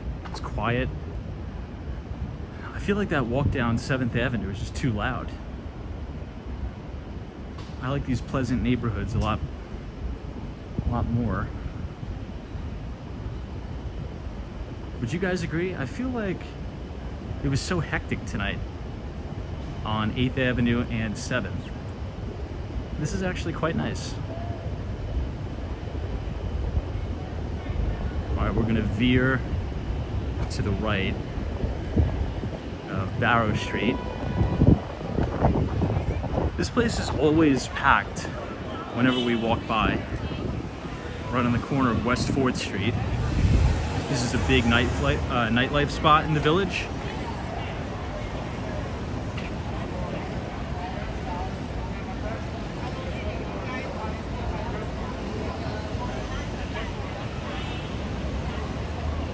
Robin asks if it's a major world city, so yeah, it will be busy. I'll make a mental note of that.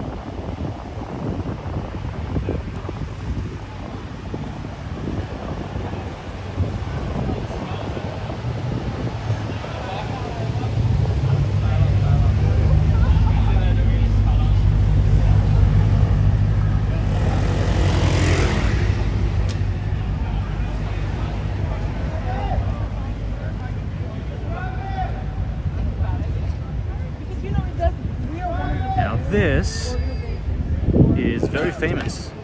This is the original Stonewall Inn. This is where the LGBT movement originally started.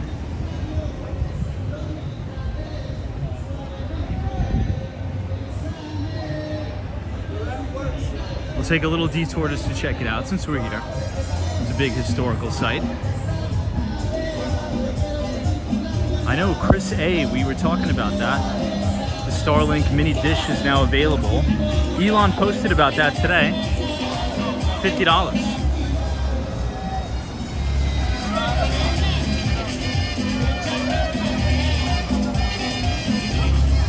Robin S., I'm just busting your chops. Just kidding around. That's my passive-aggressive comedy coming out. So here's Stonewall.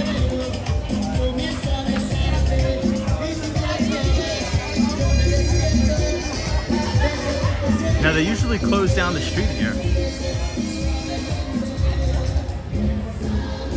Mainly on the weekends.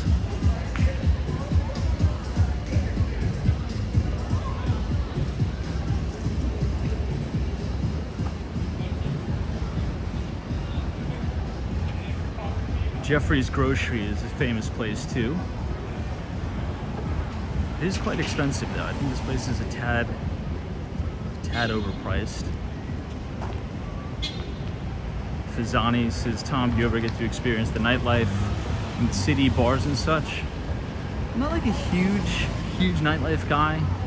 I never, pretty much virtually never, go to any clubs or anything. I just can't really stomach any of that, but I go out to a lot of dinners. Like, I like a lot of the restaurants. Like, that's really about the extent of my nightlife. It's like going out to dinner with clients, things like that.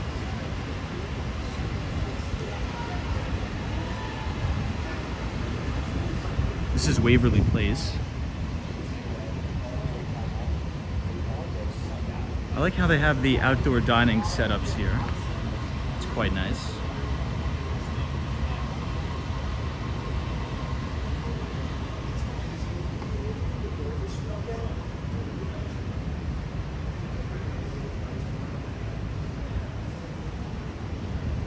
Wow, this is a really nice coffee shop.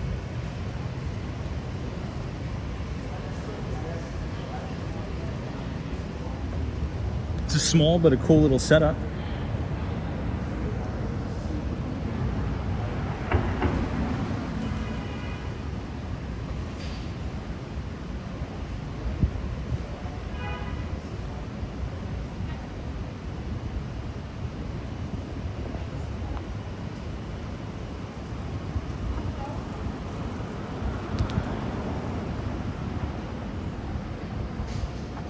Look at how beautiful these townhomes are.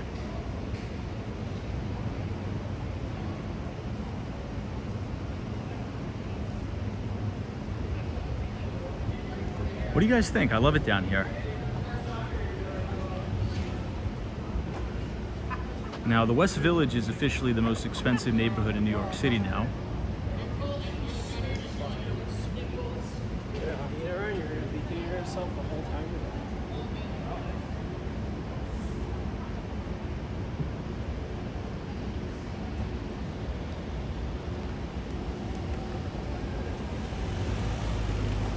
I love it. Imagine living in that apartment, just hanging out on the fire escape.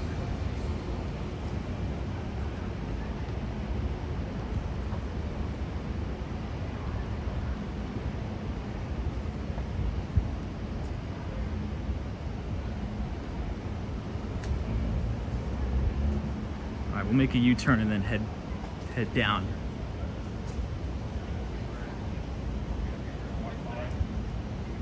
Yeah, that's true, Kenny, you're right. It didn't have a cap on it.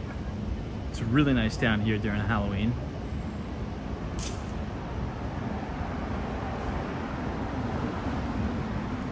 The fall in general.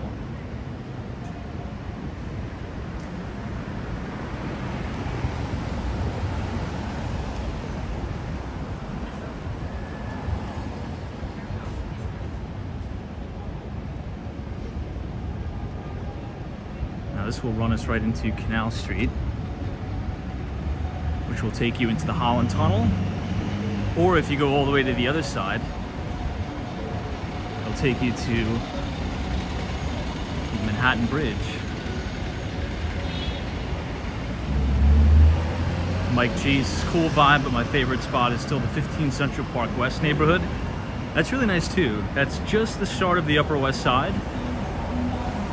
Right at Columbus Circle, you have great transportation there. I would say I agree.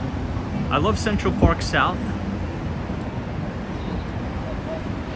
I still think the best place to live in New York City is bordering Central Park.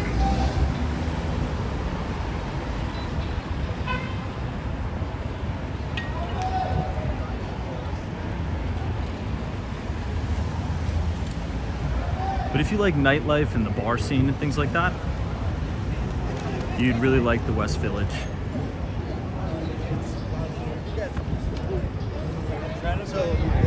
Maybe when you're a little bit younger, earlier on in your career, I'd say West Village is great. But if you have kids or something like that, I think that's why a lot of people gravitate to the Upper East Side, things like that. I'm not a big fan of the Upper East Side. I'd much rather live on the Upper West.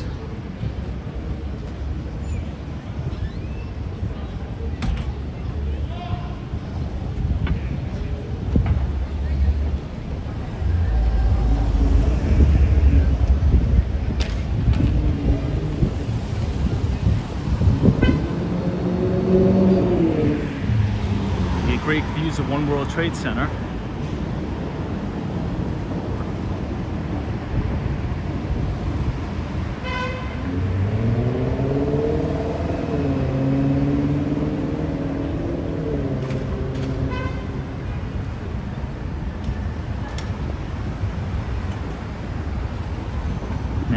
Second week of August.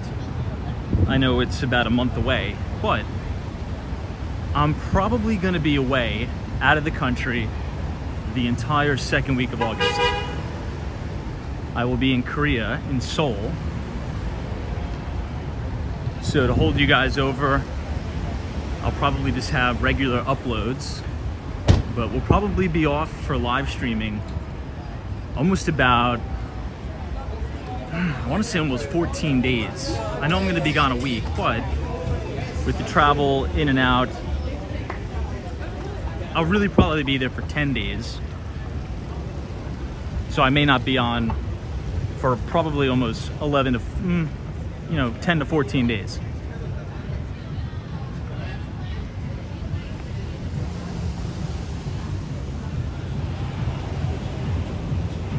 Yeah, Shannon's some Seoul videos would be nice. I thought about it, but then again, I don't really know the protocol there. Like the culture is different. Oh, that's the bus where we saw that kid almost get his head blown off. Quite literally. Does anyone remember that? We were streaming down Madison Avenue and this bus comes charging down the bus lane and this kid stands up and he crushes his head on that street sign. I think that's the same truck. Let me see. Yeah, it is. That's the same one.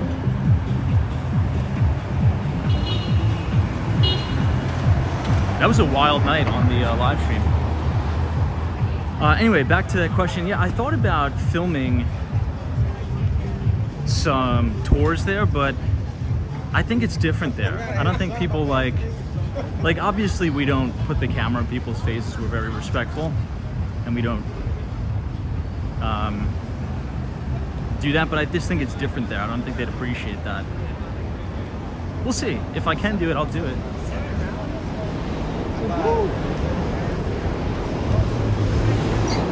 But I really want to go to the DMZ.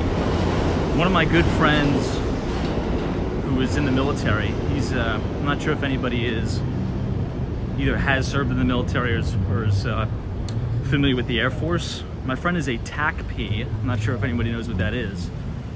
But it's a Special Forces division of the Air Force. And he was stationed for a little over 2 years at the Osan Air Base in Korea. And he's like, if you want to see like a very cool tour and museum, take a trip to the DMZ, or the Demilitarized Zone. So I think I'm gonna go there and check out the Korean War Museum.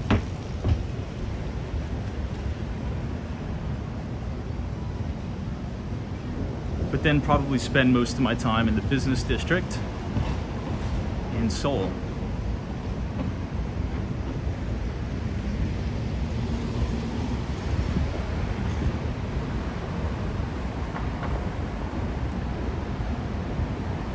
Wow, look at how beautiful these townhomes are here.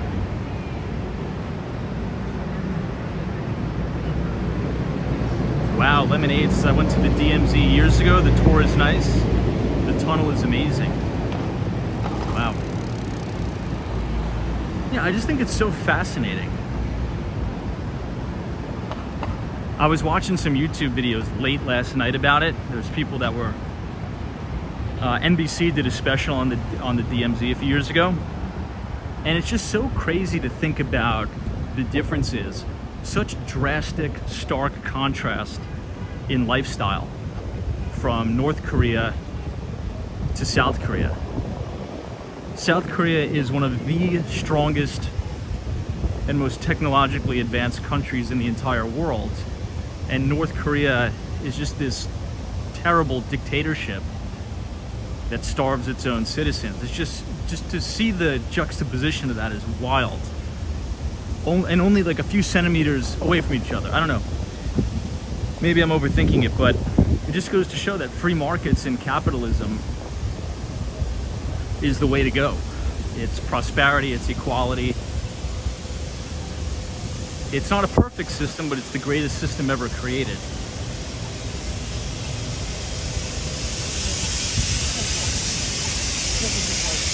Paul, it's on YouTube, has several Korean live walks, including Seoul. So maybe I'll carve out some time to do it. I just have no idea where I would be walking though.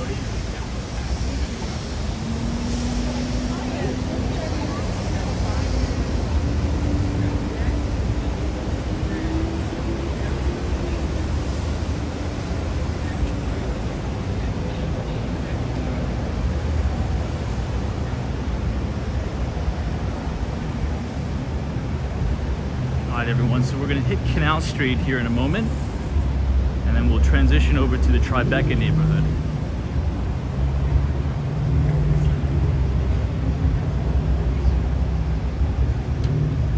Lemonade. I think you're talking about Jeju Island. Is that what you're talking about, Jeju Island? I heard about it.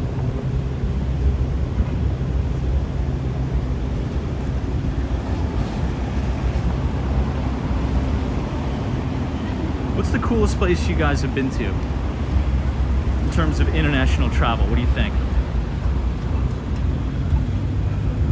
What's a country or place that you went to that impressed you a lot? Look at this mural on the wall.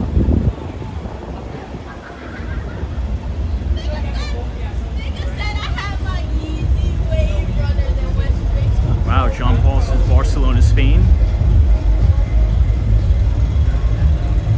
Janice is Switzerland. Kenny says Kyoto, Japan. Wow, Khan, this is Kenya. I see Germany, Hong Kong, New Zealand, Amsterdam, and Singapore. Now that's somewhere I really want to go to, Singapore. Singapore is really, really nice. Sabrina Ferris is Jerusalem. Nice. Ali Stars is Armenia. Professor Darius is Morocco. 3T3s is Thailand. JKs is Italy. Lee Oswald's is Vienna. Warner's is Prague.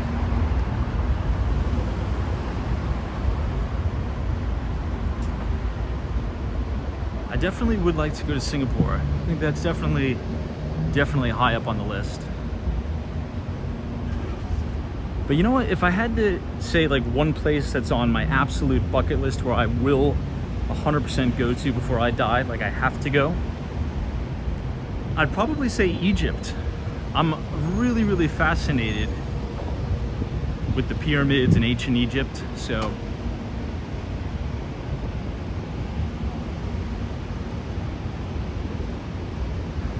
that's what I'd say. I'd say Egypt. Sabrina Ferris is Tom. Are you Korean? Close. Irish Italian. Anybody here been to the pyramids in Egypt?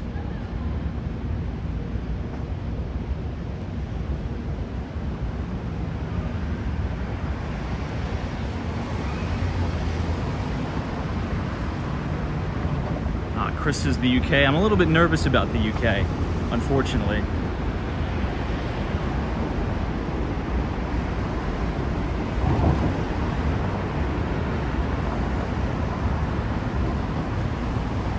Really? Lemonade says I may be disappointed with Egypt. Why do you say that?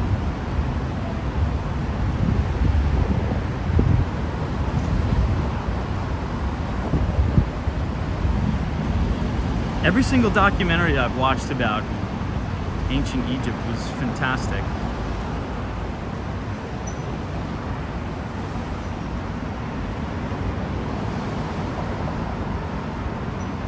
Sabrina Fair says, yeah, I'll message you, thank you. Steph UF's I love Ireland, I've been there 3 times. Ireland is really big in pharma. There's a lot of headquarters of major pharmaceutical companies, satellite offices and the like in, what's it called? Ireland, due to their favorable tax haven.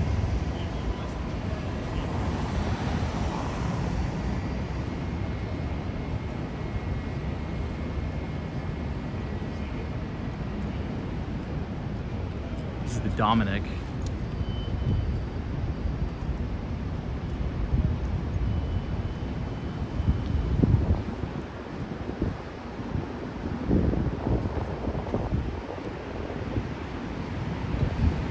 Spring Street.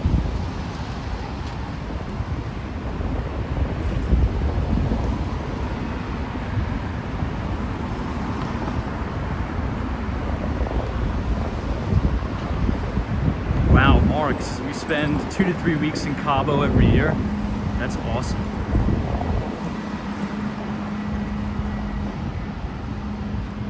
Yeah, I think as I get older, I want to purchase property abroad and maybe live abroad 1 or 2 months out of the year.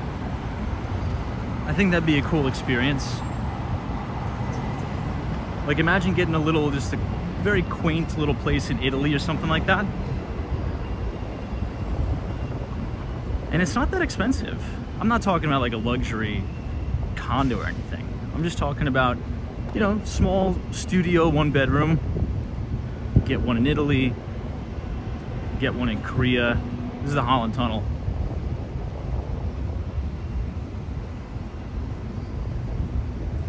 I know 4, 5, 6 you'll spend the first 3 days in Seoul sleeping. So what I was thinking about doing, and one of my good friends kind of advised me on what to do with the whole travel thing. My good friend Ken from Action Kid channel. It's a good friend of mine. What he advised is 2 days before you go overseas, start to live like you would live when you're there. So almost like become nocturnal. Because I think Korea, like right now it's almost midnight. Holy crap, it's almost midnight. So that means it's 1 p.m. in Korea. So 2 days before I go, just live like the time zone in Korea. And then you'll be totally prepped and totally fine. So I think that's what I'm gonna do. Because I don't want to get all the crazy jet lag and all that.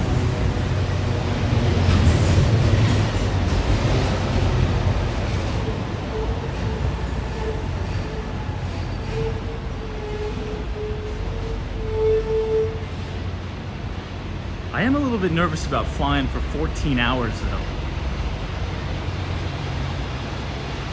That's a long time and I can't sit still.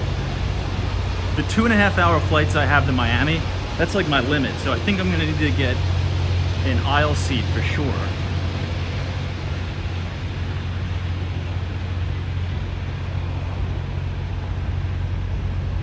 All right, we made it, Canal Street. Stunning, stunning views of the World Trade Center.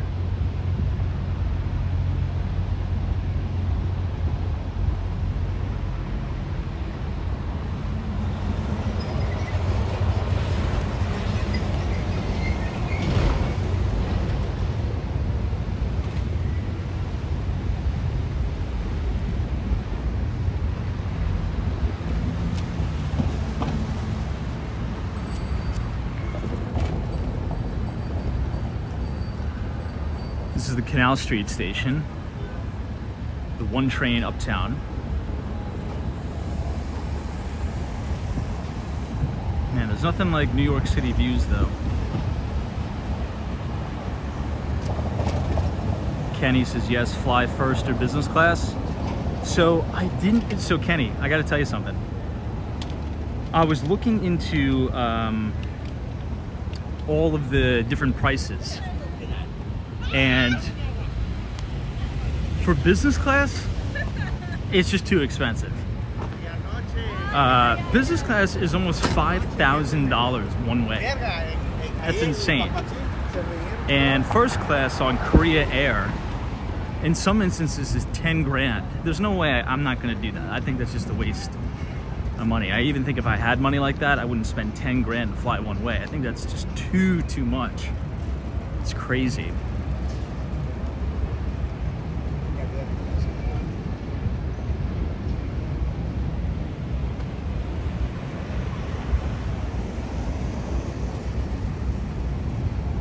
All right, so this is gonna be a late night stream tonight.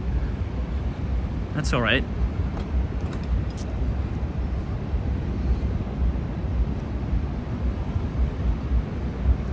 But a one-way economy, just like the basic economy on Asiana Airlines or Korea Air, it's about $1,200 bucks. $1,200.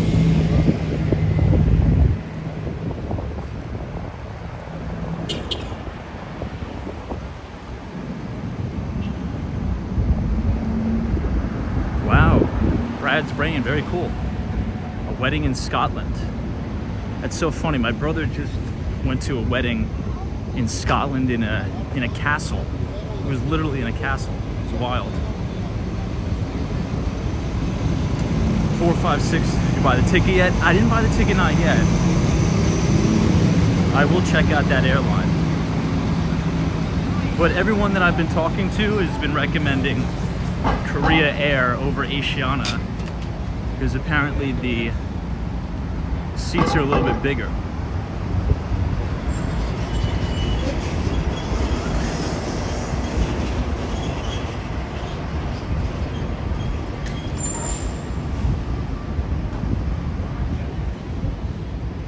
Yeah, Will says 5,000 is not too bad for halfway around the world. I don't know, just for me it's like, damn, that's a lot of money.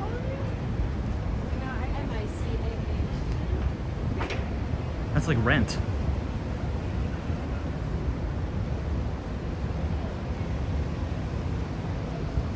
456, trust me, have a look. Now, if it's some like Spirit or Frontier Airlines-esque airline, there's no way in hell I'm gonna do that. I don't even do that for the Miami flights. There's no way in hell I'm gonna do that for 14 hours. So I'd gladly, I'm not looking to save like a couple $100, but if it's $2,000 or $3,000, then yeah, I would go with the less expensive option. But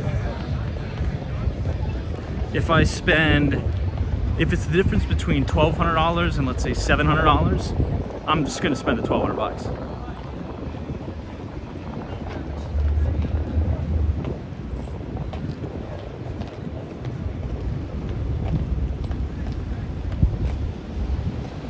Look at the Jenga building from here. This is 56 Leonard.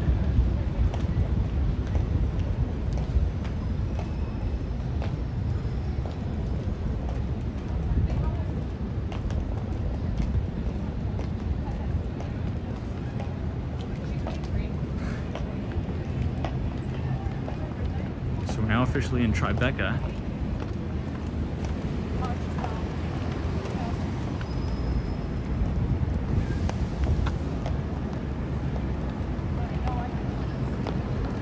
We'll go around the block,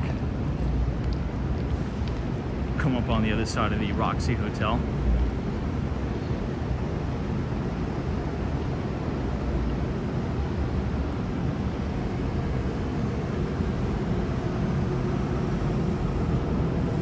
Marketing videography says fly the 787 Dreamliner coach.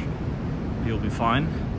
Yeah, I'm totally sure I'll be fine. It's just I get cooped up. But look, 14 hours, boom, you're done.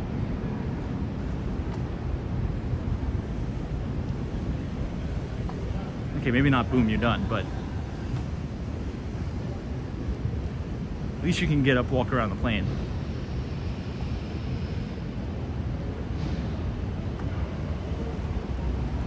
Now, some of the aircraft, like the Emirates, anybody ever fly that? Some of them have showers on the plane. That's crazy. But those seats can be like $25,000 for a one-way for a first class or business.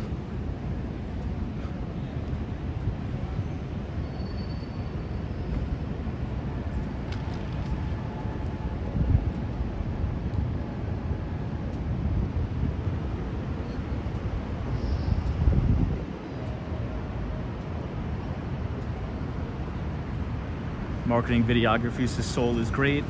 I slept on the flight, hardly any jet lag. Yeah, I'm excited.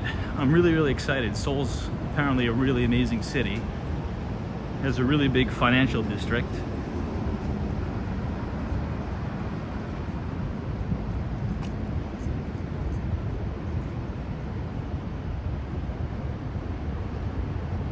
Now, everyone keeps telling me that once I travel internationally once, you're gonna want to keep doing it again. You're gonna get the travel bug.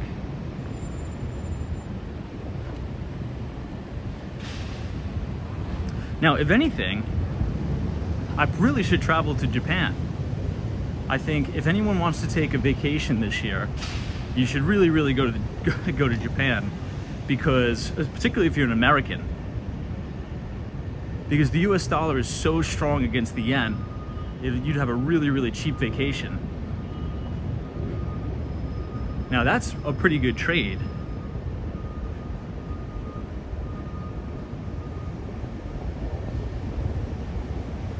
Wow, that is such a cool apartment. Your living room is suspended over the air.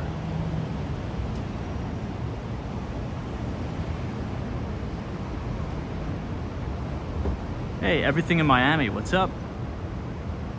Good to see you. Oh, I forgot to ask you, did you ever wind up going to 5 Franklin? Or maybe you didn't have time? I forgot to ask you.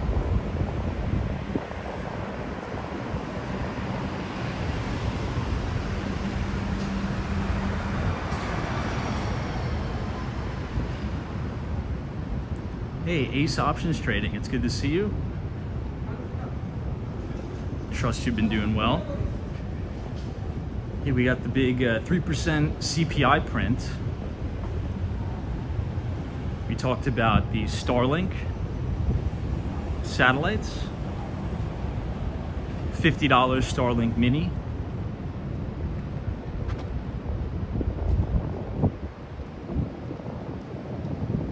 And tomorrow is the official start of earnings season. We hear from JP Morgan Chase.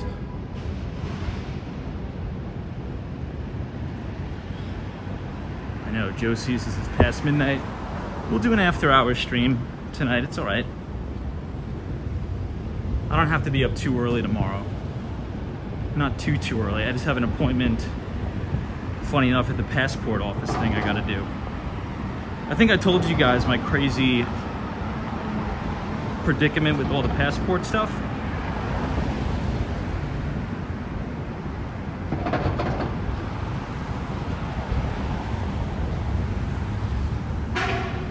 So I finally got it figured out, and I should be able to get the passport in 3 weeks. So, just in time.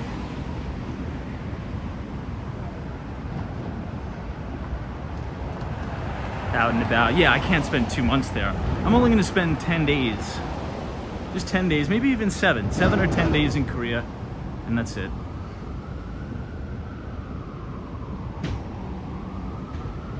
Maybe in a few years I'll take, 2 months, 3 months off, as they call it. It's a sabbatical or something. And then travel around the world.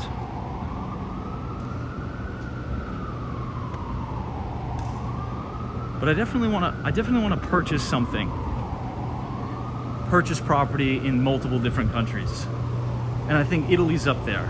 I want a nice place overlooking the water. Not a huge place, studio, but somewhere where you could go just to kick it, hang out, overlook the water.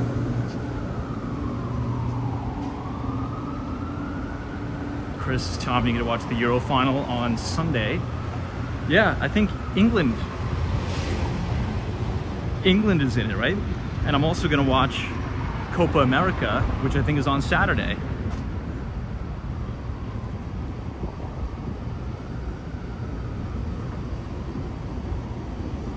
With Argentina.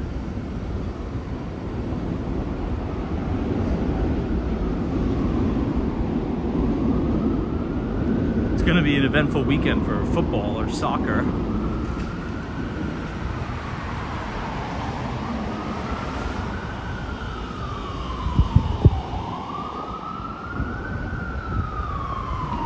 Chambers Street.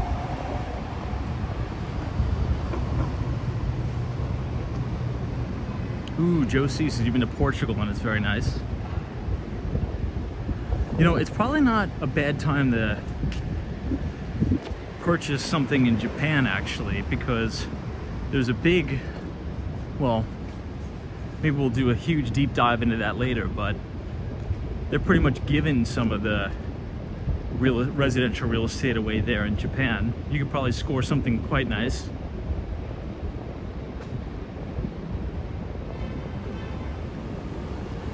But now is the time to take advantage of the strong dollar, strong greenback.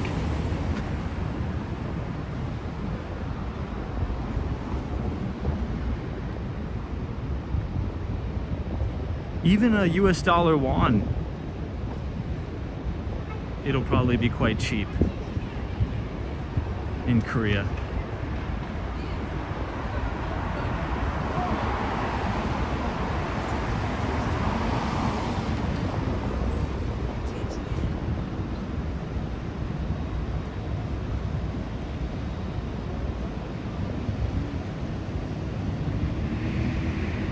Yeah, Kenny, you're 100% right. As I've heard, in some rural areas of Japan, some houses are practically given away. Yep. Now the problem, as we talked about before, is really a demographic problem. The Japanese are not having kids, quite literally. I mean, the population, they're well below their replacement rate. So if you've kind of been paying attention to what the Japanese government is doing, and I think this is reflective in the equity market in Japan, they're starting to become a little bit more lax on immigration.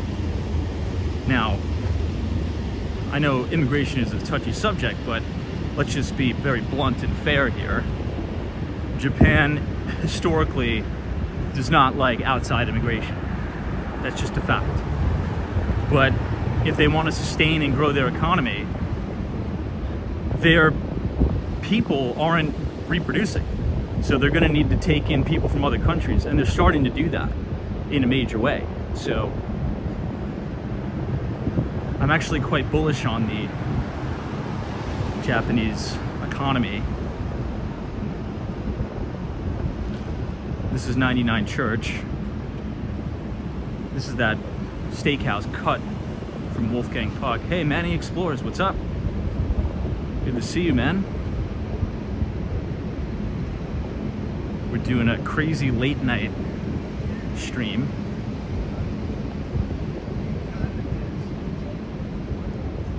No, I agree. I agree with you.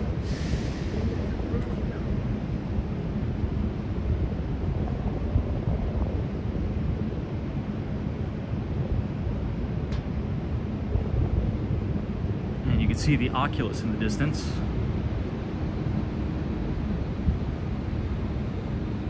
We actually overshot the Brooklyn Bridge by quite a bit. We're gonna have to double back. Well, that's all right.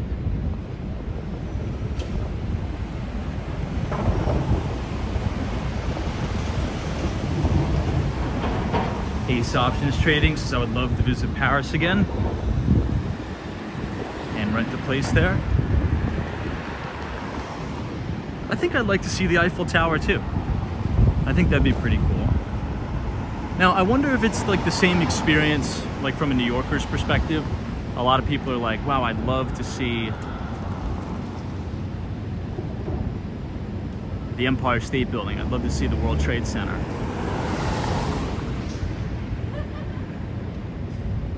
And then it's just like, maybe that's similar in Paris, I don't know. I'd still like to go. But if you guys are enjoying the live stream tonight, feel free to leave a like on the video and click the subscribe button if you're new. We do these live broadcasts every single night, starting at 8:45, usually if I don't have to work late. We also write a free investing letter talking about a lot of the topics that we cover on the live stream. So if you want to sign up to receive all of our equity research for free, you can scan the QR code on your screen, punch in your email, and it'll take you to our Substack. Once again, we publish every other Thursday. But let's get back on Broadway and let's go over the Brooklyn Bridge. We're gonna have some pretty cool views here.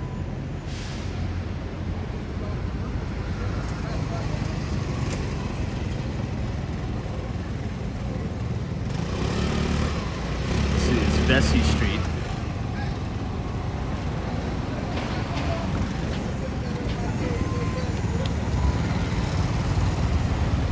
Close to Fulton Street. You're also going to see Pace University.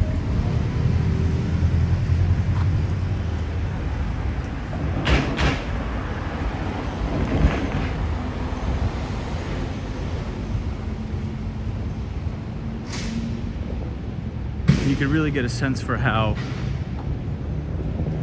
desolate the city is in Lower Manhattan this time of night. And if you look closely, you can see the spire of the Chrysler Building.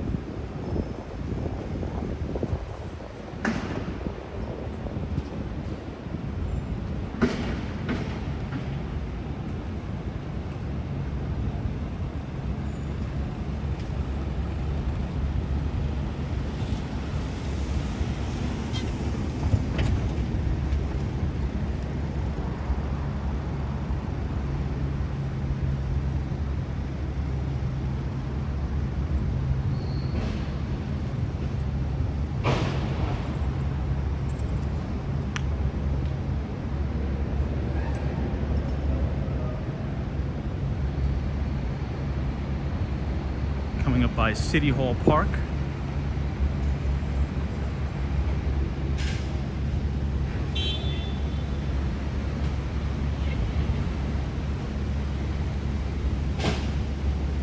Okay, this is Tom's max squat. Must be nuts with how much he walks every night. It's very easy to walk a lot in the city, particularly in the summer. When it's nice out in New York, you really got to take advantage of it. I mean, you could walk and walk for miles and miles and miles and not get tired because there's just so much to see. Even if you do it every night, the city's just so huge, and we're only walking in Manhattan. You know, we never even go over to Brooklyn. We never explore Dumbo. We never explore Long Island City, which we really should, but that's one of the main benefits of living in New York. There's just so many things you could do. It's almost never ending. Right here is Pace University.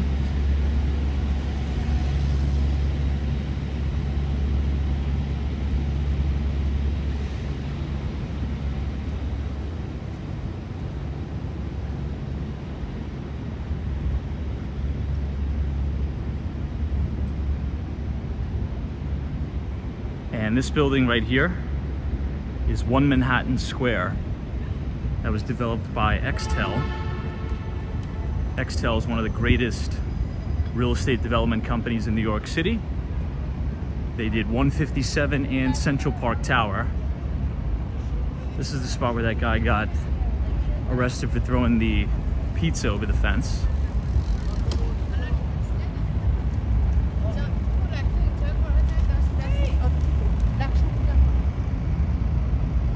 And there she is, the beautiful Brooklyn Bridge. Look at how fantastic that looks.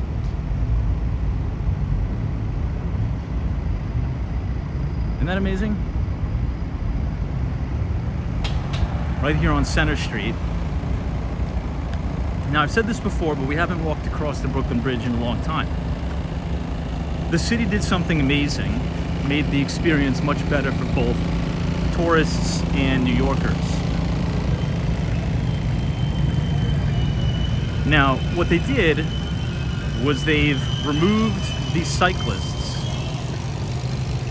from the upper level of the Brooklyn Bridge, and they've dedicated a special bike lane for cyclists, and they've dedicated a specific lane for the pedestrians, which you'll see here. Before, it was a complete nightmare because you had the tourists just trying to, take in the views of the city, and you had the cyclists kind of being very angry, ringing their bells, yelling at the tourists. It wasn't really a good experience. Ooh, it looks like we have a big accident on the Brooklyn Bridge, doesn't it? Look at that, everyone. Hope everyone's all right. Looks like they have a big accident here. So right where these pedestrians are walking, that's the bike lane. This is the pedestrian lane. So they've made this dedicated bike lane right here where these three gentlemen are walking. And now you have double lane for walking, which is great. And officially all the scaffolding is down now from the Brooklyn Bridge. They have all new floodlights, and they restored the stone or the facade of the actual bridge itself. So it looks pretty. It's really nice. Looks like there's some sort of accident.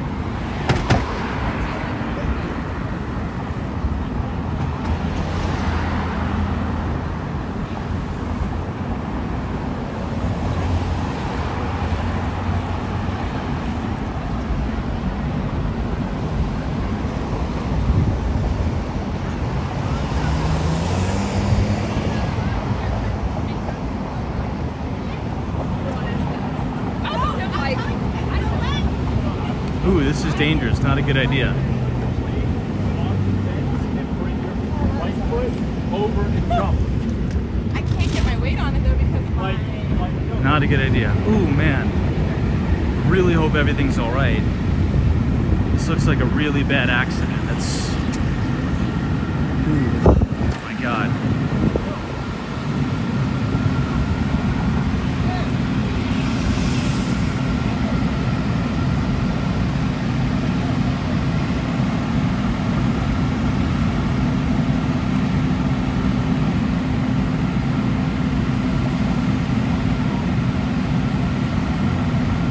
look at all that traffic backed up all the way to Brooklyn.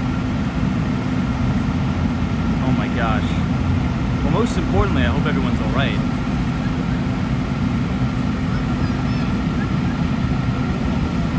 It looks like it caught fire. It looks like they had to use a fire hose to get it, to put it out.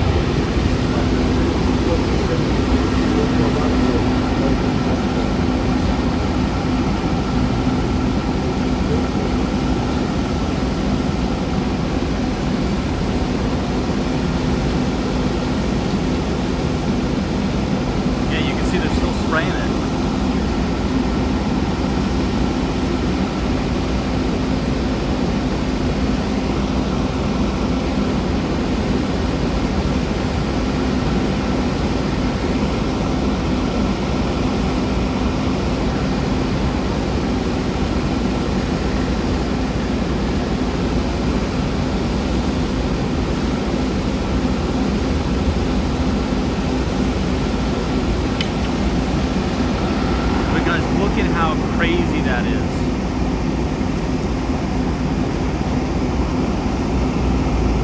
People are actually getting out of their cars because the traffic is so bad.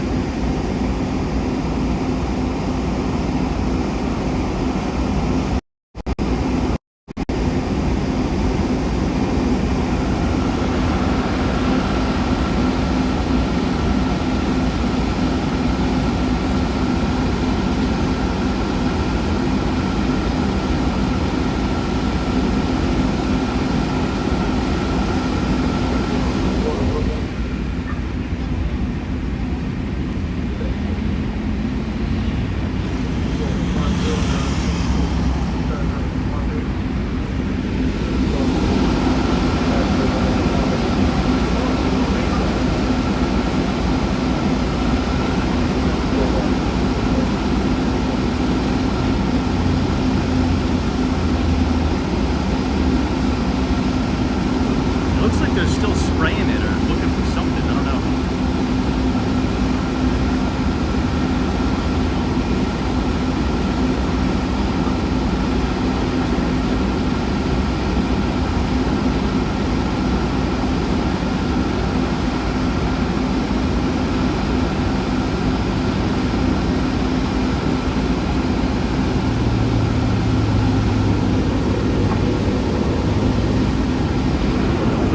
Investigate how bad the traffic is.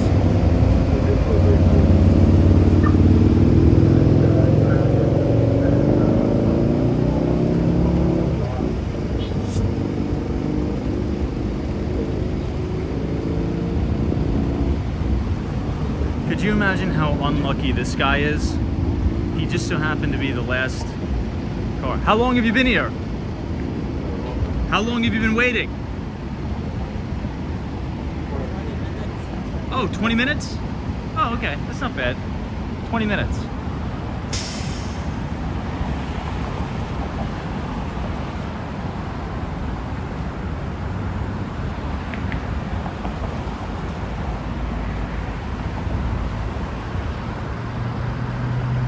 I thought he was going to say an hour. But still, could you imagine sitting on this bridge?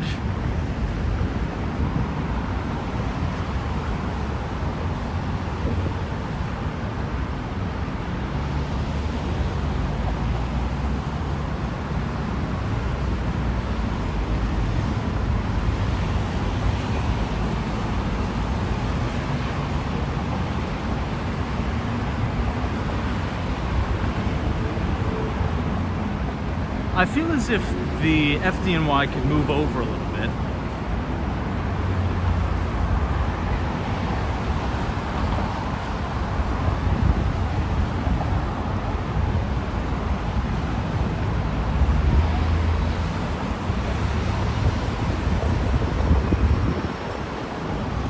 Hey, Greg Peters, what's up?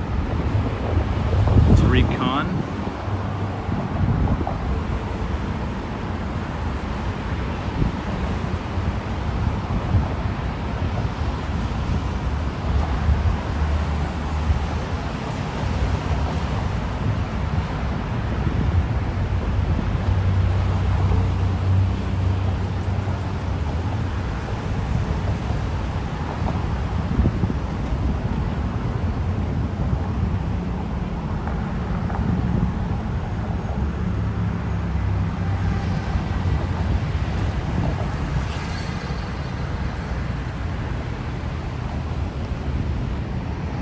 I mean, I'm not an expert, but after assessing the situation, it really does look like they could probably move over a little bit. That's all I'm saying. Hey, Matthew M. Good to see you. Bree Grams, what's up? Boxing Gang. Yeah, this is a very eventful late night stream. I know, Nikki Jam says, I love that they cleaned it up. All the vendors used to clog up and make it very dangerous. Yeah, that's another really, really good thing New York City has done. There used to be all of these just vendors and noise and a bunch of nonsense on the Brooklyn Bridge. Now it's quite peaceful, it's tranquil, it's actually enjoyable. Before, I mean, everyone was clanging and banging that same Alicia Keys song 24/7. The city just did a fantastic job. I'm very critical of the government in New York City, but as of late, the Adams administration has been making some pretty good moves. Not gonna lie.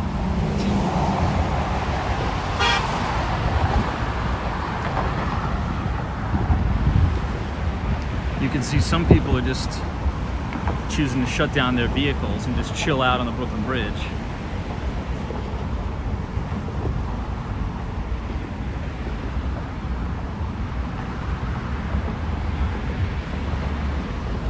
But at the end of the day, looking back on it,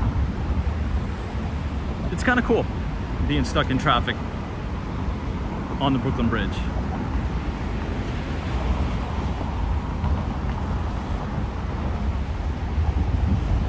And that is 1 Manhattan Square.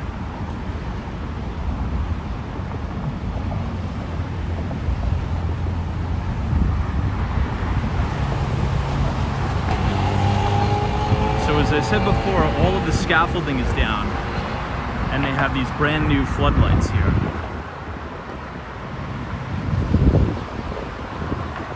It really makes the bridge pop. It makes the bridge look really, really nice.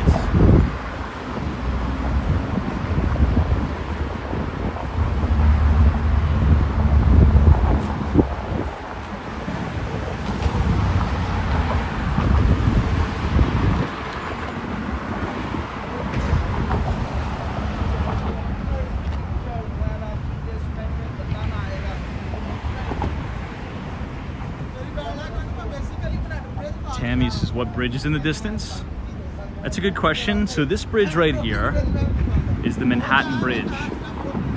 Now, if we turn the camera to the right, that's the Verrazano Bridge, which connects Brooklyn, New York to Staten Island.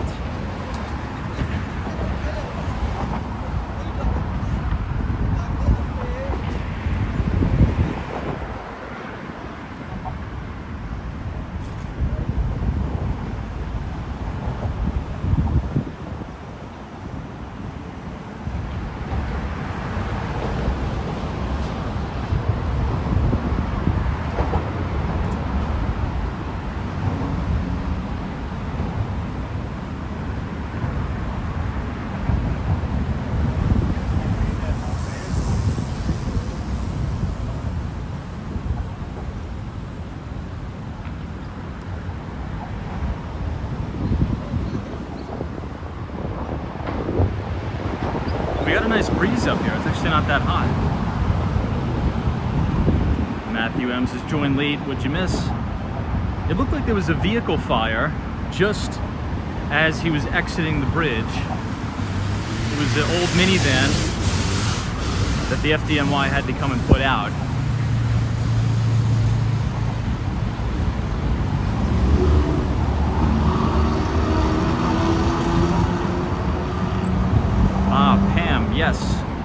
So I should be leaving to Seoul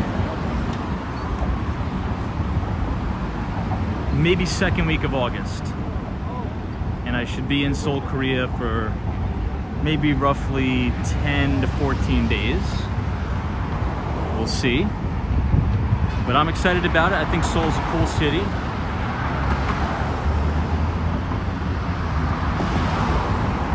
Now, this building right here is one of my favorite buildings in the city. Right here. That's 130 William. It was one of the best-selling condominiums in 2022. Beautiful views overlooking downtown Brooklyn and the Brooklyn Bridge.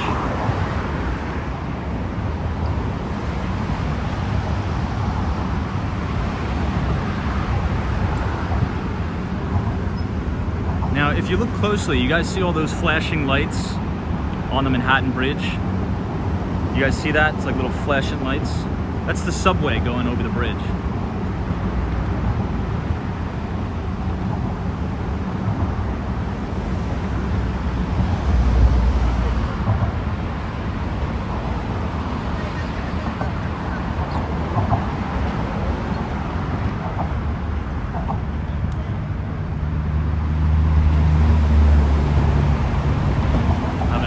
Check on the cars.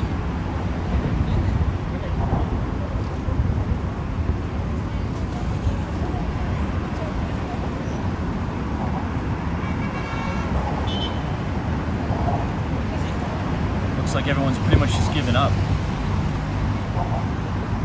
I think the ambulance is trying to get through, but it can't, obviously, right?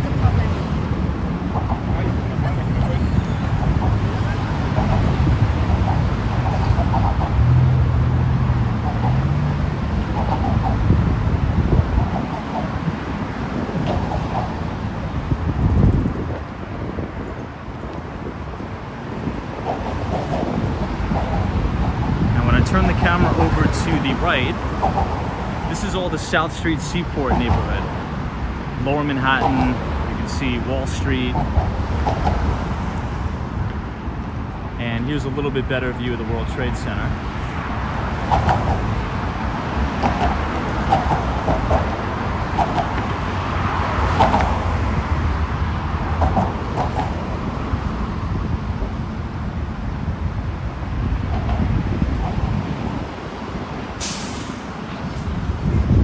It's not an ambulance, it's just two more fire trucks.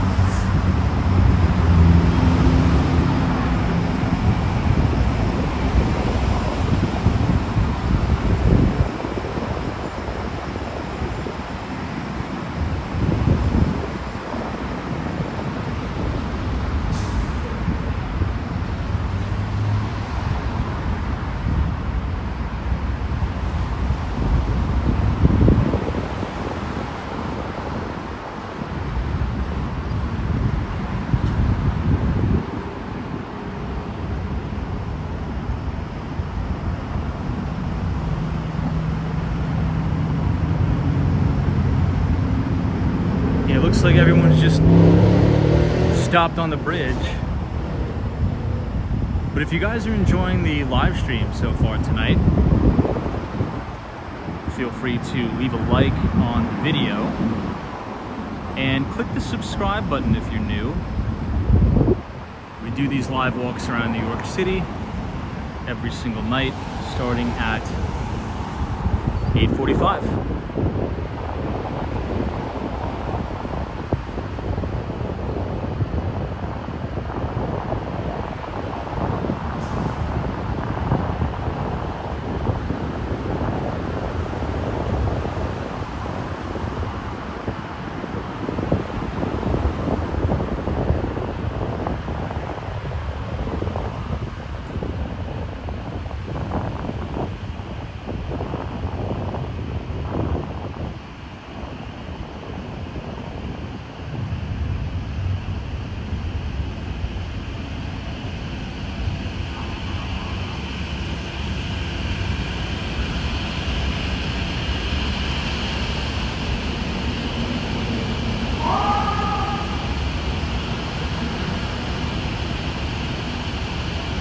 here is a beautiful view of Midtown Manhattan.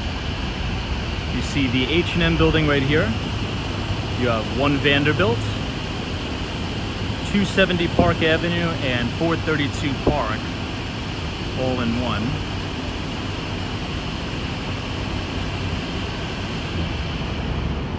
And then this collection of buildings right here is the one and only Hudson Yards.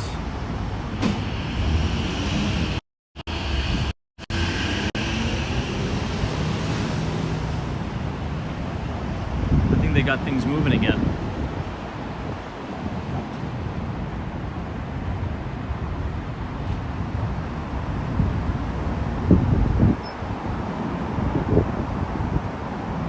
Yeah, looks like it.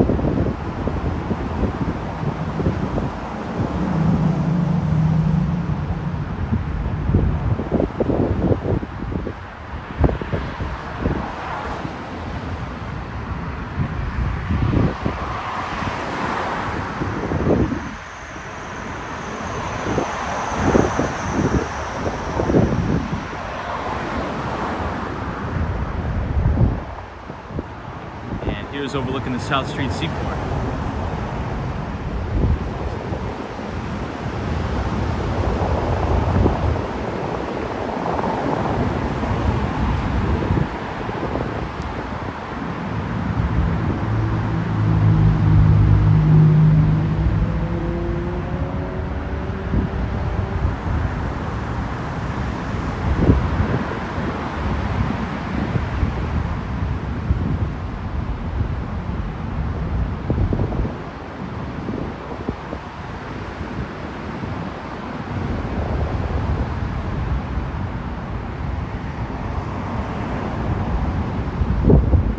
Man, this is peaceful.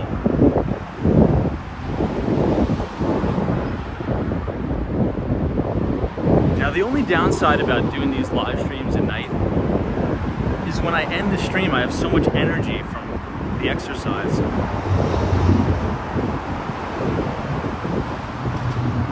Tammy says, how long will it take you to get home? 10 minutes.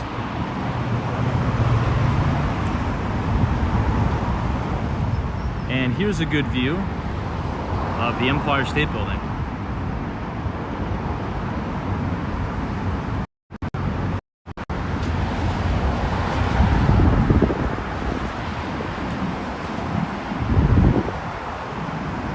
Hey, Scott, what's up? What was that? That sounded like another accident.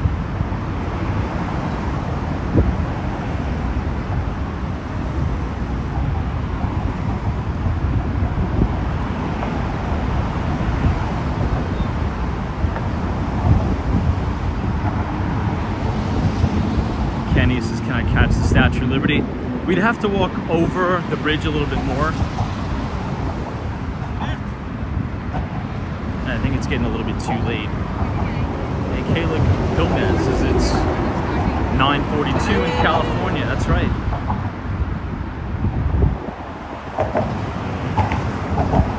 That's crazy. So when we usually start, assuming we start the live stream on a normal time, 8:45, it's actually pretty early on the West Coast.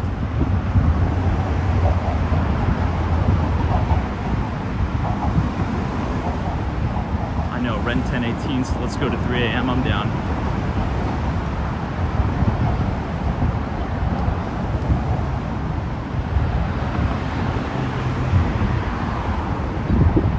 It is awesome though, just to be able to up and walk around. I think that's why city life is a little bit better than suburban life.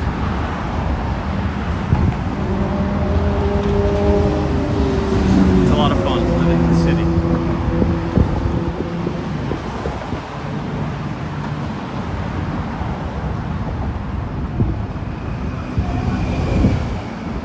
Jack Jackson, I've not checked it out. I'm not really a big hip-hop fan, but I'll check it out. Look at that.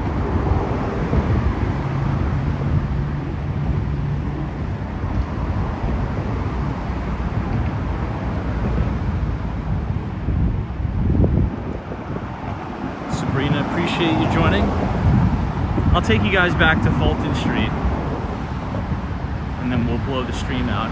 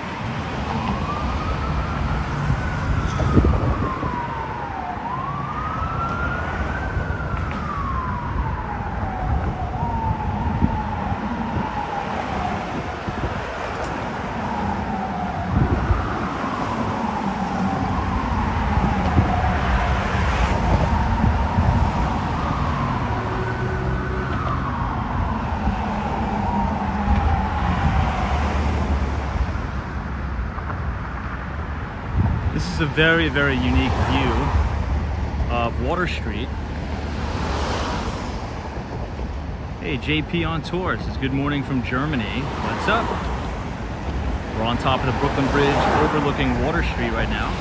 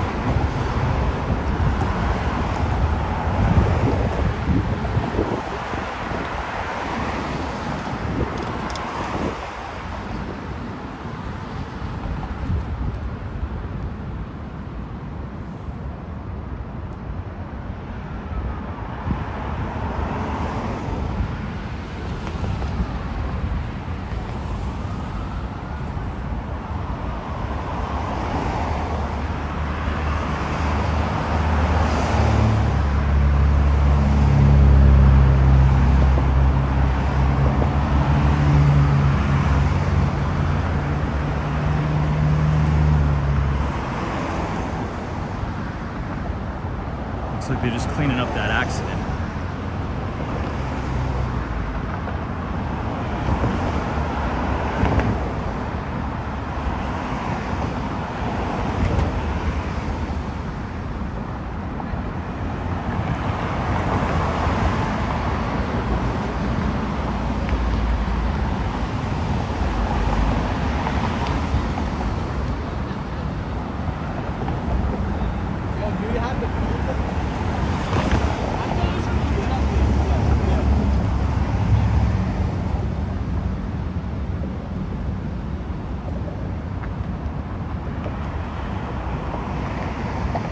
Get an update on that vehicle that was on fire.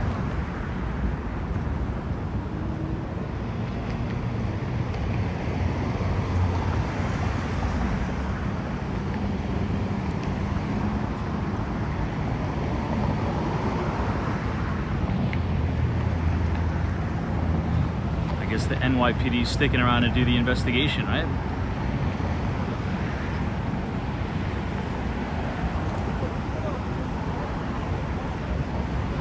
Now the white shirts are the sergeants, right?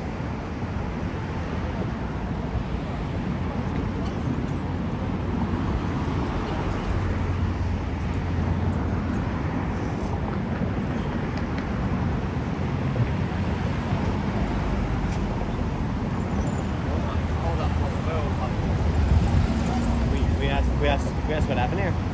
Say again? What happened? I think just the car caught fire, but it's done now. No, it just looks like the front left wheel just like ran out, like tire. Yeah, I know. I think they put it out. The FDNY was here, but The federal fire? Yeah, federal jurisdiction fire, yeah. Man, that's pretty good. Yep. You see that left front wheel? It probably was like a top fire. And then fire front left. There's a fire? I mean, it looks like it, but they put that in. Sorry, this is the bike path down here today. You are right. Should we get over or no? Or head back? Alright, back. Okay. No, with the scooter you can go. It's fine. What? Fucking wooden slats. Oh, it's cool. Jack us up and down. It's totally Enjoy. Have a good one. Hey, take care.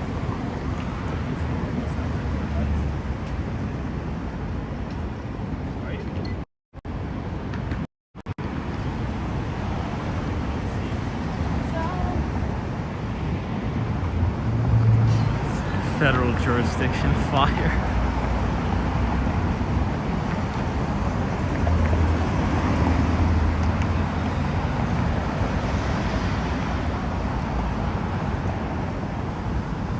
All right, it's getting late. Let's head off the bridge.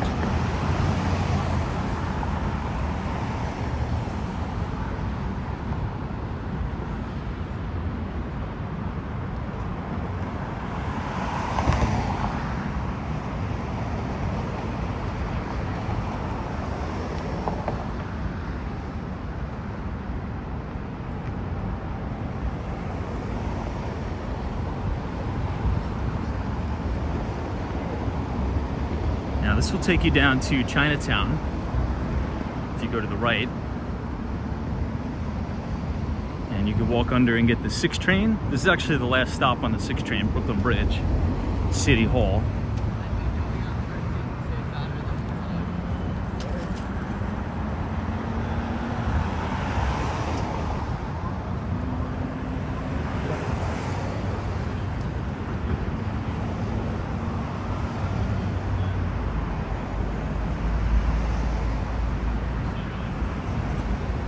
All right, everyone. Well, we'll end it here.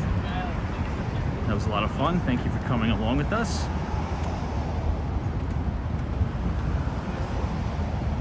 If you'd like to join us tomorrow, feel free to subscribe and join us at 8:45. Thank you so much for joining, and have a wonderful, wonderful Friday. Kayla Gomez, appreciate it. Chloe, Matthew M, Sabrina Fair, Professor Dario, Matthew M, all of our moderators, signing off from the beautiful Brooklyn Bridge in New York City. We'll see you all tomorrow. Take care.